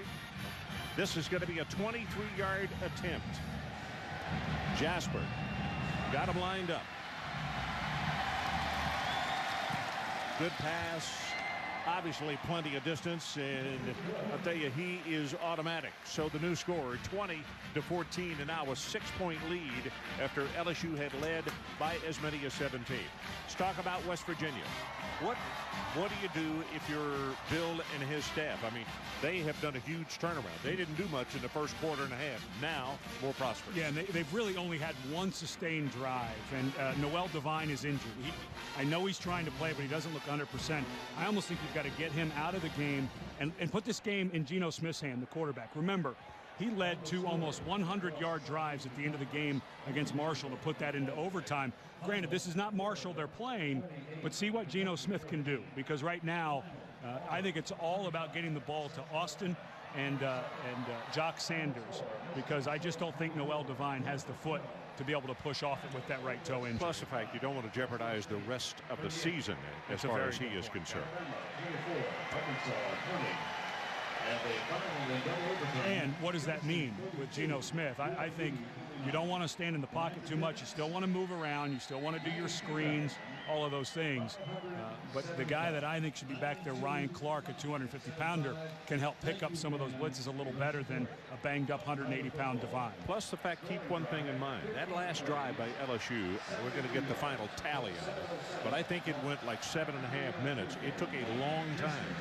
That big pounding fullback would be really what the doctor ordered as far as keeping your defense off the field. This return comes to the 25. And let's take a look back at our Chick-fil-A drive recap.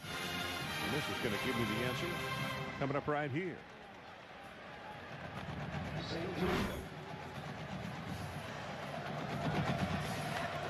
7 minutes, 7 seconds. So just methodical. 7, I thought. Yeah. Even longer than I thought. Few options. So what you got to do right here for sure is you got to pick up at least 1 first down. You don't want 3 and out and have that defense have to come right back out there. Because when you start doing that, you're playing, it is later as far as your time clock is concerned, and a late start in the ballgame, you're asking for mistakes. Devine spins off one, still spinning, and he's going to take it across the 35 to the 37-yard line.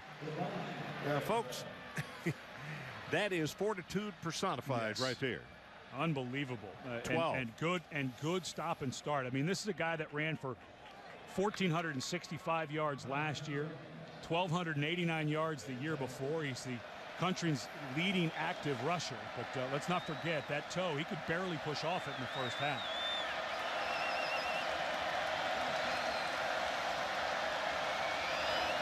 Geno Smith wants to throw this time right over the middle. Ball tipped. And oh, that was almost intercepted by Brandon Taylor. This has been a game that has not been all about offense, as a LSU defender is down 146 yards at the end of the half, end of three quarters, excuse me, for West Virginia. 188 yards for LSU. And it's been turnovers, a kicking game. Peterson had the punt return of 60 yards for the touchdown. Average drive start for LSU was at midfield at halftime, so at least it's come back 7 yards. So let's take a timeout as we tend to the injured player.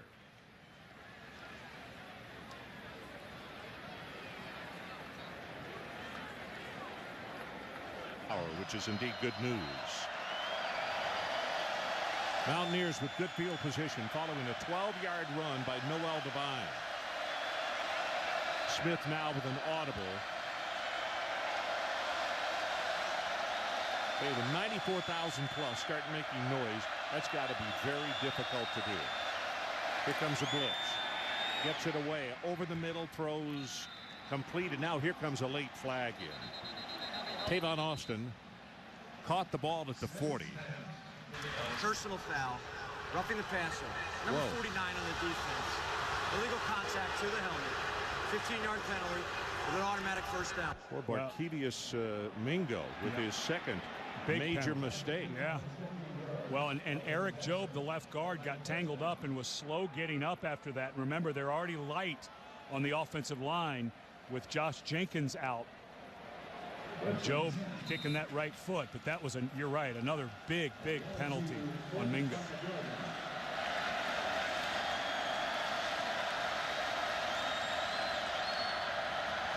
So big doings now at the 45-yard line of LSU. Devine tries to find a place to turn it upfield, and it's going to wind up with about 3 yards, and that's it. Wendy Nix, an update on Oregon. That's correct. The number 6 Ducks and Arizona State. Oregon had the lead, but it's 14-7 here. Stephen 3 to Mike Willie. The connection will ultimately tie it up at 14, but Arizona State's kicked a field goal, leads by 3. Back to our field of play, and not much doing in that running play. It'll be a couple by Noel Devine. Kelvin Shepard, who had 8 tackles at halftime. And he now has 10 on the ball game. He's the guy that gets them lined up, calls the signals, and you can see him talking to everybody on the defense. He's the leader over there. Third down, line to make, the 35 of LSU. Tigers lead it by 6.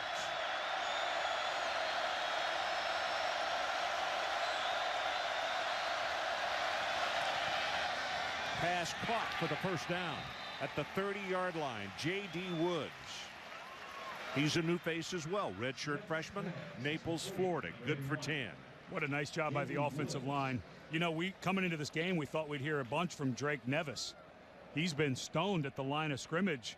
And on that one, Joe Madsen, the center, locked him out. Nevis, 2 weeks in a row, the SEC Defensive Lineman of the Week, hasn't made much noise at all. You see a stacked receiver set at the bottom of your screen.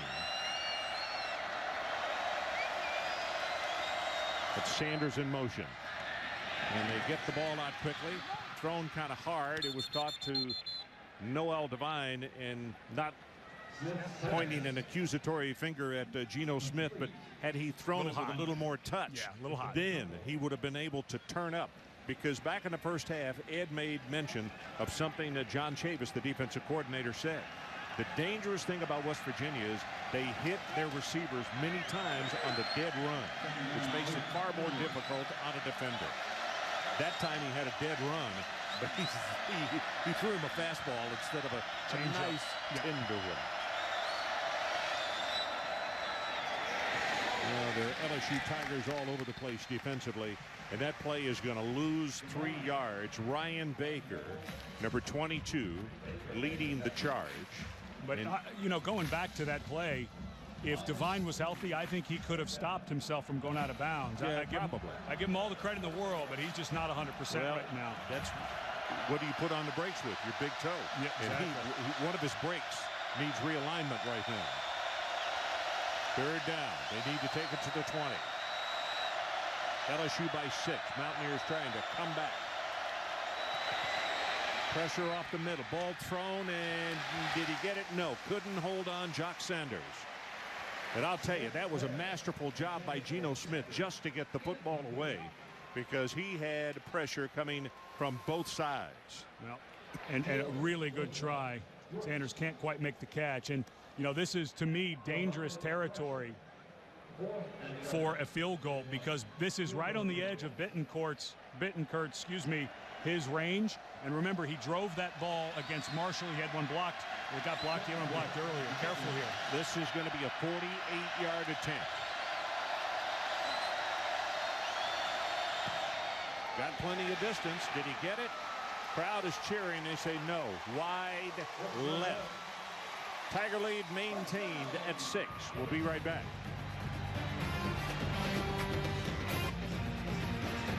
Under the night lights, I guess he doesn't like the full moon. His ball club is leading, though, 20-14, and the clock right now showing 10:41 left to play in our ball game. And his crowd up on their feet, particularly the student section, continuing to make noise. And this is going to be an end around. Russell Shepard, the wide receiver, he'll step out of bounds at around the 37. And to me, this is where LSU gets super conservative. Nice run there. Picks up almost 4. But this, to me, Stephen Ridley time. This is where the defense is starting to get a little worn out. It's kind of warm here for West Virginia. 7-minute drive, the drive before. Start leaning on the big guys up front. Ridley's been running hard. Feed him the ball.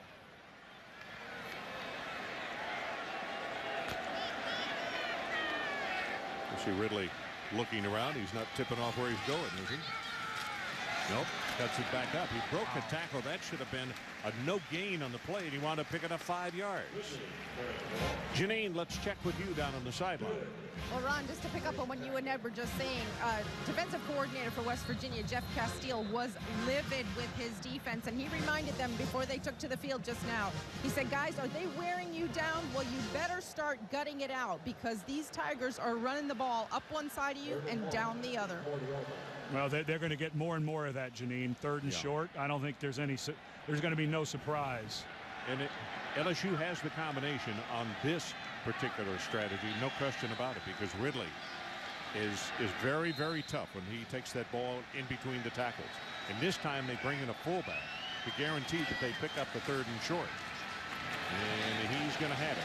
And still fighting. He's going to pick it up +1. That's Anthony Leonard who will make the tackle. Now I think you can look for more of the same from the Tigers. Yes. And look, this is what you have. You know, you don't have a great passing game. Even when your quarterback's on, your receivers tend to drop it. Then your quarterback gets in his head a little bit. So this is what you have. You have a great defense. You have now, with Peterson returning punts and kicks, you have great special teams. So this is where you need to grind it out. This is the type of team that LSU is going to be.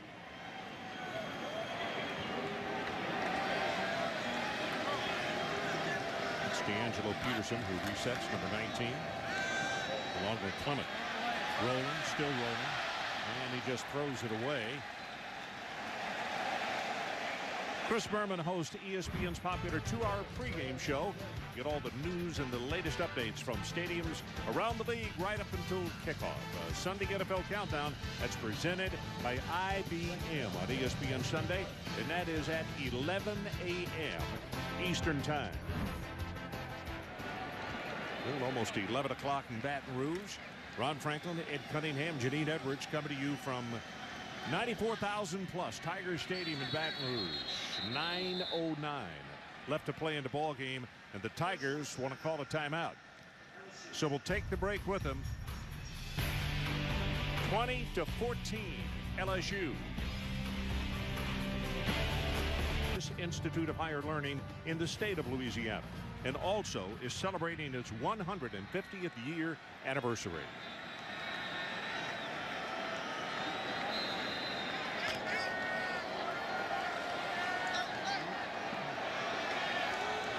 The Tiger majorette team there. Looking, got a man and throws it short. They intended for Russell Shepard.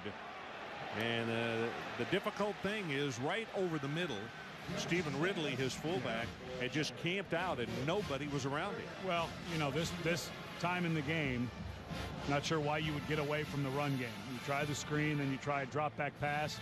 Both of those incomplete, stop the clock. Ridley getting up towards 100 yards rushing, starting to wear down this West Virginia defense, and now you're stuck in a place where you have to throw it, and you're allowing West Virginia to hang around instead of melting the clock. Well, let's stop the clock with 9 minutes and 5 seconds left. Here comes pressure. Good call defensively, and the ball underthrown because he had to rush. Reuben Randall, the intended receiver.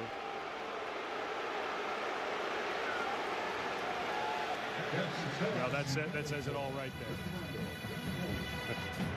You know, these fans, they know their ball.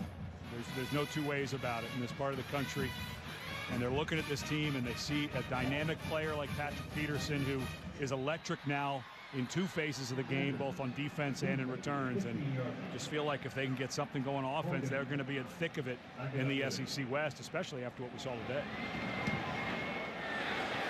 There's a line drive kick, and it's going to hit and is going to go out of bounds inside the 10-yard line. Helton with a great job there. Well, celebrating its 6-year sponsoring the Good Hands Field Goal Nets, Allstate makes contributions to participating universities' general scholarship funds for each field goal and extra point kick. And to date, Allstate has contributed more than $2.2 million in scholarship money.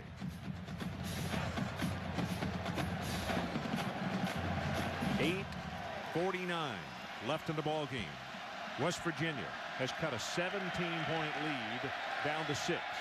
2014 is how we stand right now. And Noel Devine is back in the ball game at tailback for the Mountaineers.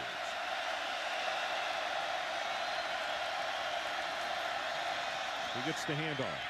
Nothing right up the middle as he is gang tackled, and it's going to be no gain on the play.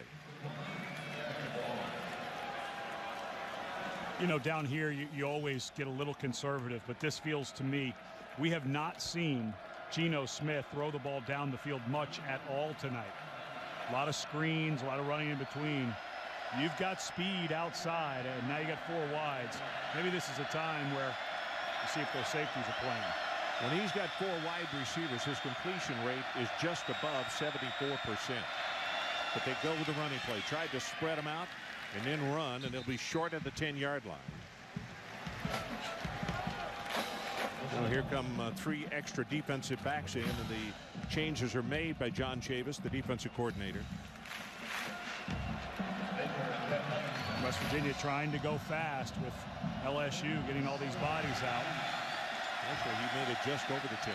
West Virginia, 3rd downs. They are 2 of 11, and now here flags. Illegal substitution on the defense. 12-minute formation. 5-yard penalty. Yep, there was confusion. All those bodies coming out. I told you 3 went in, and obviously only 2 came out. Yeah, and of course, you know, and here goes West Virginia. Boy, I like this. Right away over the ball. Very smart. 3rd down and about 1.5 yards. That's what they need. See if they hit the yellow line here. And now a timeout is being called for the Mountaineers. Timeout of the half. West Virginia. Bill Stewart wants to make sure no mistakes down here. He certainly doesn't want to turn it over. And he also certainly wants to pick up the 1st down to keep this thing going. We'll take a break. LSU by 6. Welcome back to the SEC on ESPN. 3rd down, 1.5 yards for the 1st down.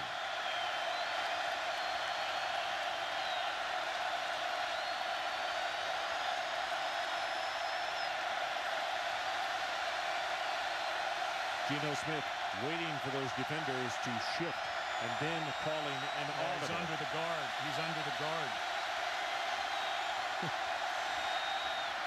Well, we told you this crowd was intimidating, and he kept the ball and went for nothing. He lost 2 yards, and that's Ryan Baker. Now, if that doesn't say something about the crowd here at Tiger Stadium, that you could become so rattled that you go under the guard instead of the center, I think that pretty well sums it up. Well, he was in a shotgun, and it looked like they were going to throw the ball. LSU looked like they were going to bring pressure. He went up to change it, got confused, went up under his guard instead of his center. And that was just a terrible looking play from the start. Let me tell you something, though. That could have been a really good fooler there. Just snap it directly to Noel. Exactly. Here comes the boot. Nettie, good kick, and on the return, it's going to come back for about 5 yards. Right now, let's take a look at our Amway positive performance. Patrick Peterson, unbelievable that this is his first year returning kicks and punts. That's a 60-yarder. He had an 87-yarder against UNC. He's the team's leader in all-purpose yards because of those returns. Listen to the reaction of the crowd. Jarrett Lee, the junior out of Brenham, Texas, is coming on the field at quarterback, replacing Jordan Jefferson. They have a stack eye behind him, and they're going to run the football. This is Stephen Ridley. There's a profile on Jarrett that you might know a little bit more about him. As we said, he's out of Brenham. 9 career starts for the LSU Tigers. And admittedly, they had to start him too early in 2008. He wasn't quite ready because of the dismissal of Ryan Perilou. Had a tough outing. 16 interceptions, 7 of those returned for touchdowns, but worked extremely hard in the spring. A lot of people thought he was going to transfer to an FCS school where he could have played right away, but instead he went back to work, lost some weight, and really improved himself. Lee from the shotgun, and they'll go straight ahead with the running play again. Nealed making the stop.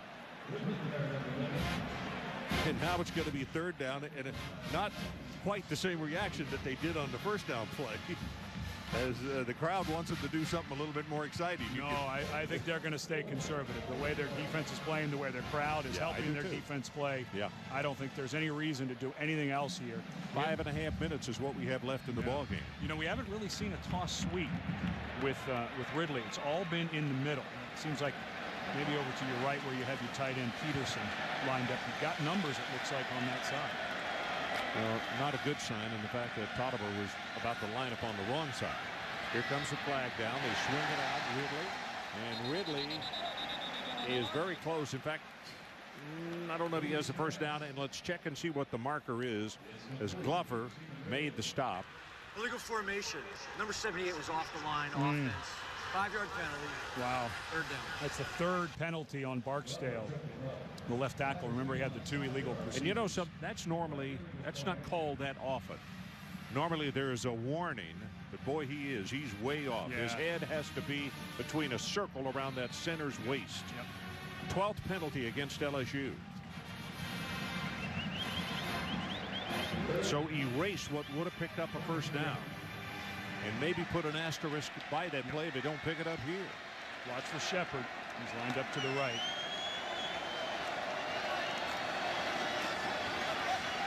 Pass, got it complete. That's Tolliver spinning, not going to be able to pick up the first down. And he will be stopped about, 4 or 5 yards short. Well, and Jarrett Lee doing the same thing we saw Jordan Jefferson do earlier, just come off. He had time. The deeper routes beyond the sticks hadn't even made their breaks yet before he hits Tolliver. You can always come back to the drag. It's going to be there across the whole field. But both of these quarterbacks on 3rd and long situations coming off of their deeper progressions, which will pick up the first downs long before they have to. Well, Helton prepares to punt it away. Clock runs. They're going to run it all the way down, which is smart. They don't have to kick this ball until about 4 minutes left in the game, and that's what he does. Calls for a fair catch and makes it at the 9-yard line. Brandon Hogan Let's take a timeout. LSU 20-14. Races for his 7th victory of the season, while Clint Boyer and Kevin Harvick are hot on his heels. The chase for the NASCAR Sprint Cup at Dover on ESPN tomorrow, 1 Eastern time. Here's the situation. They scrimmage from their own 9-yard line, 91 yards away. They trail by 6.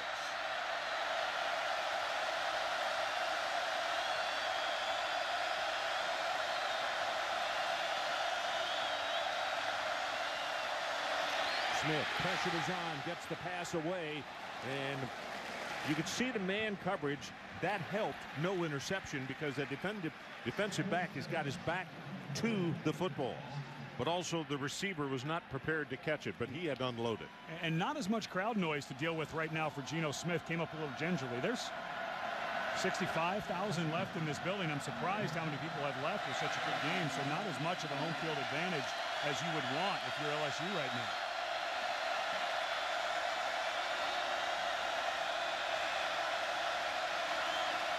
Devine tries to break a tackle, knocked down behind the line of scrimmage by Sam Montgomery. It's got to be 3rd down for the Mountaineers. Well, you're starting to feel with 1 timeout left for West Virginia, this is going to be our last try. I just don't think you can think you're going to stop them another time on offense. So I think you may be thinking 4-down territory here. So something to cut this down to manageable.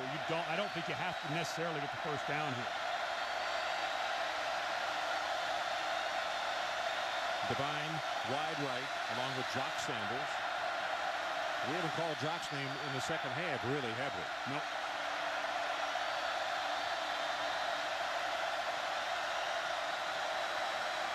Pressure.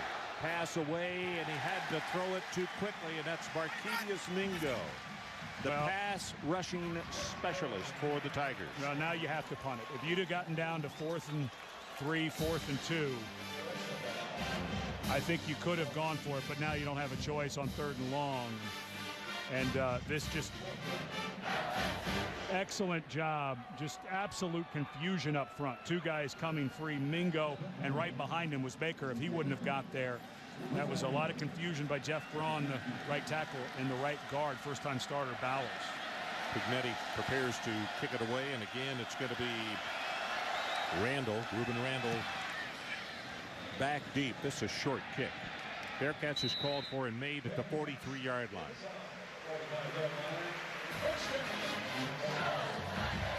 Well, news and notes. College football today. Blue Saturday. Bernard Robinson injured first quarter, and that's a big win over Bowling Green. Texas upset at home. That's the worst loss under Mac Brown there at DKR. And Crimson Tide survival. They were kept on the life support system by Arkansas. 2 interceptions that were not good ones. You know, if you were going with Jarrett Lee on the last drive, not sure why you'd switch back here. Breaking to the outside, Ridley. And Ridley not only has the 1st down, he has about a 17-yard gain. Wendy Nix, let's check back with you in the studio. Ryan, thank you. Switching gears in the hunt for October, it's Giants and Rockies. Bottom 10th when Troy Tulowitzki, the walk-off double, that will plate Carlos Gonzalez, and the Rockies win. Rockies win 10-9, beat the Giants. Both teams tied for the NL West and the NL wildcard. Baseball tonight up next. Thanks, Wendy. We got just under 2.5 minutes to play in this one. And a really big 1st down run by Stephen Ridley. 16 yards, they say officially. And LSU now just needing to run about 2 minutes and 13 seconds off the clock. Well, and to me, you do nothing at all. You definitely want to get West Virginia to have to burn that timeout. But this is all about getting down and melting the clock so that Josh Jasper can come out. He's the most accurate kicker in the history of your school. You don't want to, no chances with this ball. This is as conservative. You know what? I'd almost run quarterback sneaks from here. Keep it in the middle of the field. Do not put this ball on the ground. There was a fumble. You know, Stephen Ridley. Once in the 4th quarter against UNC, Stephen Ridley had that fumble. So you've got to be careful here. I want that turnover. Ridley gets the handoff, breaks the tackle. He's going to have another LSU first down. They'll mark him down as knee touched at the 16. That's Scooter Berry who makes the stop. And folks, for all intent and purposes, that's going to do it right there with 1:25 seconds showing on the game clock. And now it is whistled back in. Ridley, what a night. 20 carries, 117 yards, and a touchdown. Well, and you can take a knee now. You can just run this clock out. There's just no reason to do anything. That UNC game got awfully scary after Ridley fumbled with 1:08 left, and then UNC got to go down the field and had a couple of passes into the end zone to try to win it. Now I think you get in your safe look just like this and take a knee. This is the right decision. Yeah, he's going to go into the victory formation. He will take the knee. No reason to mess around. You know, West Virginia just took that final timeout. They stopped it with 43 seconds left. Well, and West Virginia has nothing to be embarrassed about. They came down, difficult environment, didn't get much going on offense. 177 total yards. We give a lot of credit to LSU. This, you know, we saw Texas last week against Texas Tech, and that's good defense. This is an awfully good group for LSU. Well, let's update the standings in the Southeastern Conference. You see Florida and LSU 2-0 in conference play. Auburn at 2-0. Georgia 0-3. Nobody has ever started at 0-3 and had a shot at winning their division or the conference title.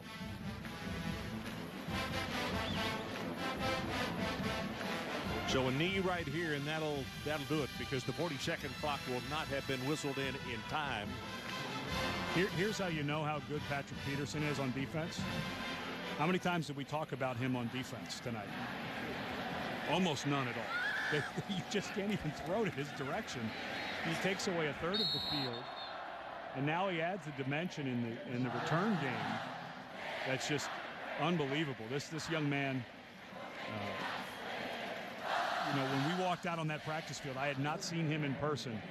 I was blown away at how big and physical he is for a corner. Most corners are 5'10", 5'11", 180, 190 pounds. He's all of 220, carries a lot of it in his lower body, very powerful man. And now you see what a dynamic guy he is in the return game, a special player. And that's what this team's going to be about, defense and special teams going into the SEC. So the LSU Tigers are going to open this 2010 season undefeated, as they will win again tonight. A hard-fought battle against a stubborn, good come-from-behind effort by the Mountaineers of West Virginia, but they're going to win it as the clock goes to double zeros. Final score 20-14. Let's go down to Janine. Congratulations to Coach Miles. You know, you were telling me that this week you had a challenge to prepare for and simulate this West Virginia defense. And after some early sloppiness, what adjustments made it work for you guys? Well, I think our guys did a good job. You know, obviously late in the game, Ridley's powerful running made a difference in the game. You know, I think we played, I think some of the things we set out to accomplish, we did in fact accomplish. Like what? I think we attacked their Okie defense the way we wanted to attack it. And I think that there was some success there. Certainly, we were penalties and we stopped ourselves, but we held on to the ball, you know, minus a pick. We were pretty good. Now, we got to get better. We're nowhere near where we need to be. Well, do you think your offense took the steps that you were looking to see them take tonight? We did some good things. No, I want us to be better. I want us to be better than that. And I think our guys understand that as well. Okay, well, savor the win, and then you can get back to work for next week. The hard way. Congrats. See you. Janine, thanks so much. Once again, our final score is LSU 20 and West Virginia 14.